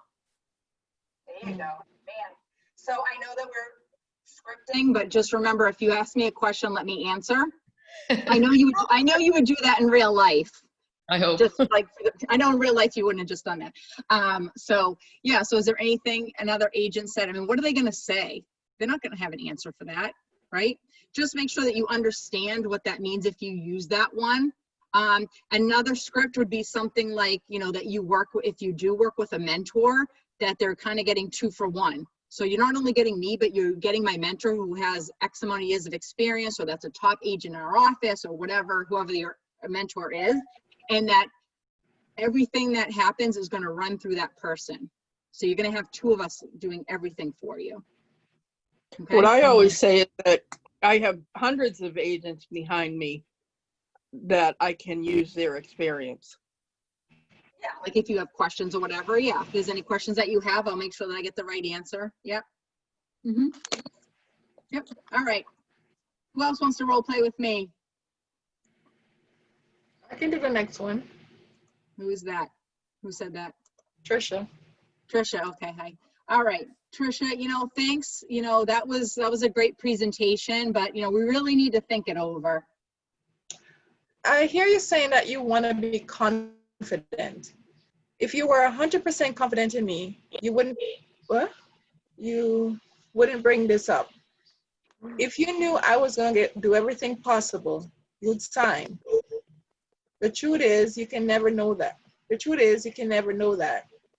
Let's sign the agreement and know that you can cancel with me anytime you're not satisfied. Okay, so that's a good script. Again, if it's not your personality, you can, you know, adjust it a little bit, or you could say something like this. I hear you saying that you want to be confident. If you're 100% confident in me, you wouldn't bring this up. So are there any questions that you have that I haven't answered? You know, what is it that I didn't answer for you that you need to know? You know, that kind of thing. And have them tell you right there. Okay? And again, I cannot urge enough about that Ignite script book's fantastic. So grab that script book. All right, who else wants to role play with me? Come on, it's the commission one. This is Eleni. I'll take that. All right, Eleni. Okay. Eleni, you know what? Thank you. But, you know, I've talked to another agent and they're going to charge less commission. I can appreciate that there's somebody who will work for less, but your agent negotiates for you. So if they can negotiate with you about your own money, how likely will they be to fight for your money when buyers make a low offer? I never thought of that. All right, I'll give you 50%. That sounds fabulous. Done. My new best friend. Thank you. There you go. All right. Next. Now, by the way, just if I can interject here, myself and Bill Stone are going to be the sellers on Thursday for the live listing presentation, and Melissa Garlisi is going to be the listing agent. I highly recommend that you all be on that call, that meeting, that presentation. It's going to be fascinating. It's going to be awesome. It may not be as funny as it normally would be because Melissa is very, I don't know, I just love Melissa. And so like, I'm not gonna like be jokey with her, but she is like so amazing at her scripts, like her commission scripts, everything. Like she's the best I've ever heard, honest to God. You have to watch her. That's the reason that I'm doing this, is because I just want to learn more from her because she's just absolutely amazing. So I may not be that funny because she's more serious than I am, but and they only allow 100, so get there early. I know, I'm sure that, I mean, I would love there to be 100 of you, but I don't know if there's going to be 100 of you, but get on early just in case. Kristen, maybe, I'm sorry. Maybe it will be 100 because Melissa will be there. What's that? Sorry, what is that? It's the live listing presentation on Thursday at 10:30. Oh, that's through the Braintree office. That's why I don't know about it. Yes, you should. It should be on your calendar. It's on the revised one that Diana emailed. Yes. Oh, okay. Yeah. Awesome. All right. So you want to know about objections? We'll hit Melissa with them. All right. Who wants to do objection number 4? Another commission one. Come on, be my partner.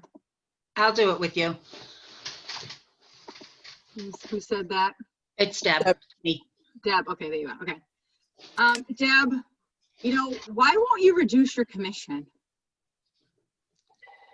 Let's say your boss came to you and said, I want you to do the same job for less pay and you'll have to work harder. Would you be motivated? No. Well, that's like me. I'll need to work hard for you. That's what you want, isn't it? You want Yes, the, so. But let me answer, yeah, I guess so. no, you want the most money possible, right? Yes, of course. Agents who discount their commission will offer buyer's agents less money too. You want to give the biggest incentive possible to buyer's agents, don't you? Yes, so right, fine, Makes sense. right? Mm-hmm. All right. And I know some of these scripts can be a little bit forward, like, well, let's say your boss came in and, you know, I mean, I know sometimes that could be like awkward to ask, but you know, it works. All right, why should we pay? Why should we pay? Who wants to do that one with me? I'll do it with you. This is Akelia. Okay, Kelia. You know what? Why should we even pay the commission? Has Why there ever should- been a time when you bought something for less thinking it was a great value, only to find out it was not, and you had to replace it and spend more money? Yeah, that happened to me. Quality last. It happens to me too. So it delivers value. It's this time. Is this time like that time? It is. Yeah, you say it is. Yeah, that's a question. That's a rhetorical question. Yeah. Is this time like that time? It is. You know what I mean? That one's worded a little differently. Gotcha. Yeah. So again, you can even use this one working with a buyer too. You know what I mean? Like if you're trying to figure out a price for them to purchase, like for a home or something like that, you could use that in like the reverse.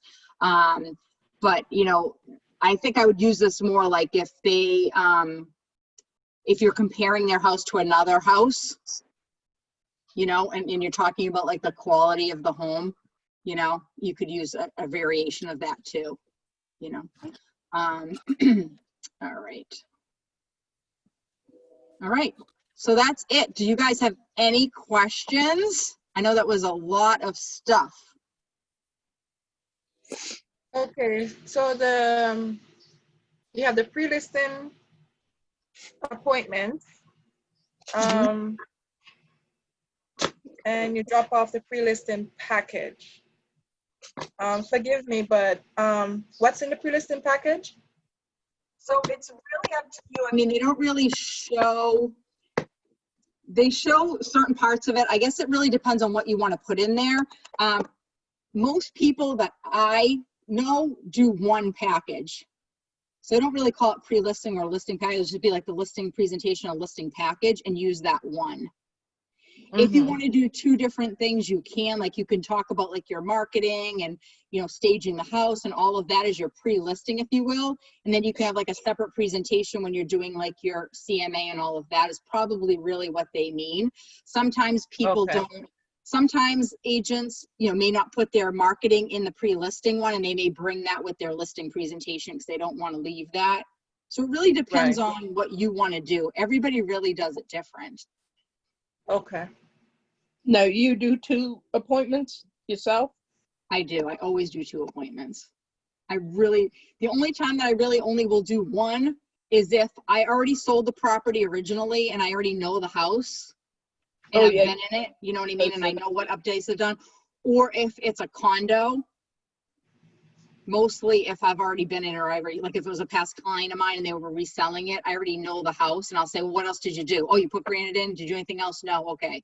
You know, if it's a condo, because condos are easier because they're in the same building, you know, they all have, you know, you know, 2 bedrooms, 1 bath, like it is what it is. You know, if they have a couple different updates, you know, like newer appliances or something like that, fine. But other than that, it's going to be pretty similar. So those are easier to price out. You mentioned possibly showing us your listing. Yep, I'll show you that. Staging. How do you talk about that again? So again, you want to have a script on how to talk about that. There are some like scripts in that packet that I just showed you, like in your cheat sheet, if you will. You know, the way that I approach it is just saying, you know, it's important for you to get the most money out of the, you know, the most profit out of this property, out of the sale, is to really have your property staged and show it in the best light possible. You know, just like if you were to go online to look at something to purchase, you want to make sure it looks nice, just like a car, right? You want to make sure that the car is like vacuumed and clean, and you'll have a better opportunity to purchase that car, opposed to if the car is like full of, you know, McDonald's package, McDonald's bags, and everything's dirty. Are you going to really buy, you know, what are you going to pay for the same car if one's clean and neat and one's not, right? So you can use some analogies like that if you want to. But I just tell them like straight out, like, you know, the way that I work with my sellers, it's really about my marketing and staging the home and the photos. Like I put a lot of time in getting the house ready to be sold. So I will go through the house with you. I will show you what you need to like pack away, get rid of. You can call me. We can schedule a time to, you know, after you've done those things, call me to come back to look again and see if there's more stuff that you need to pack away. But it's really important that you stage the house so that it's, when someone comes in to look at the property, they feel like it could be their property, not like they're invading in someone else's home. Because if there's pictures of them at the house, then they just feel like, oh, I'm in someone else's house. Like, look at all their family pictures and their stuff's everywhere. You don't want them to feel like that. You want them to feel like this is my house. So I just explain it that way. I say, you know, this is not like, listen, I couldn't put my house on the market today. I couldn't just put a for sale sign in. Like, I got to clean up. I got things I got out that I shouldn't have out, you know? So you're just coming from an aspect of, we got to get this house staged. And, you know, you can show them pictures, like in my presentation, I have before and after pictures, and I'll talk to them about that, like the properties that I've sold and staged and how it benefits them, you know, and how much that, you know, we can sell the house faster. You'll sell it for more money. It's less money to stage a home than having your first price improvement. So if it costs, let's say even $3,000 to stage the home, I'm going to call you for a price improvement. It's going to be at least $5,000. So you're already saving too, right? Right. So, you know, it's just on how you want to have that conversation with them. You may say, you know, I recommend and again, it depends on how good you are with staging in general. If that's like your type of personality, you may say, you know, I always recommend to all my sellers that they have a consultation with a stager. You know, would you like to set that up? And let them tell them if you're not comfortable telling them that they need to declutter it and get rid of stuff. So a stager not only like puts things in an empty house, but they also come into a lived-in house and it helps the person take down the pictures or the knickknacks and things like that, or gets rid of a bureau or stuff like that. Yeah, I mean, usually they'll go through, and again, it depends on the stager. They'll go through and they'll say, okay, have all these things removed, and then they'll come in and bring in their own furniture. And they'll say, you know, you can leave this, or I recommend you paint this room this color, that room that color. So they'll give recommendations for them to do too. That would be like a consultation appointment. Sometimes they'll use the same furniture that they have. It just depends on what's updated and what's not. Cool. Awesome. All right. And what did you say, Shawnee? What did you say Sean's company's name is now? Restyled.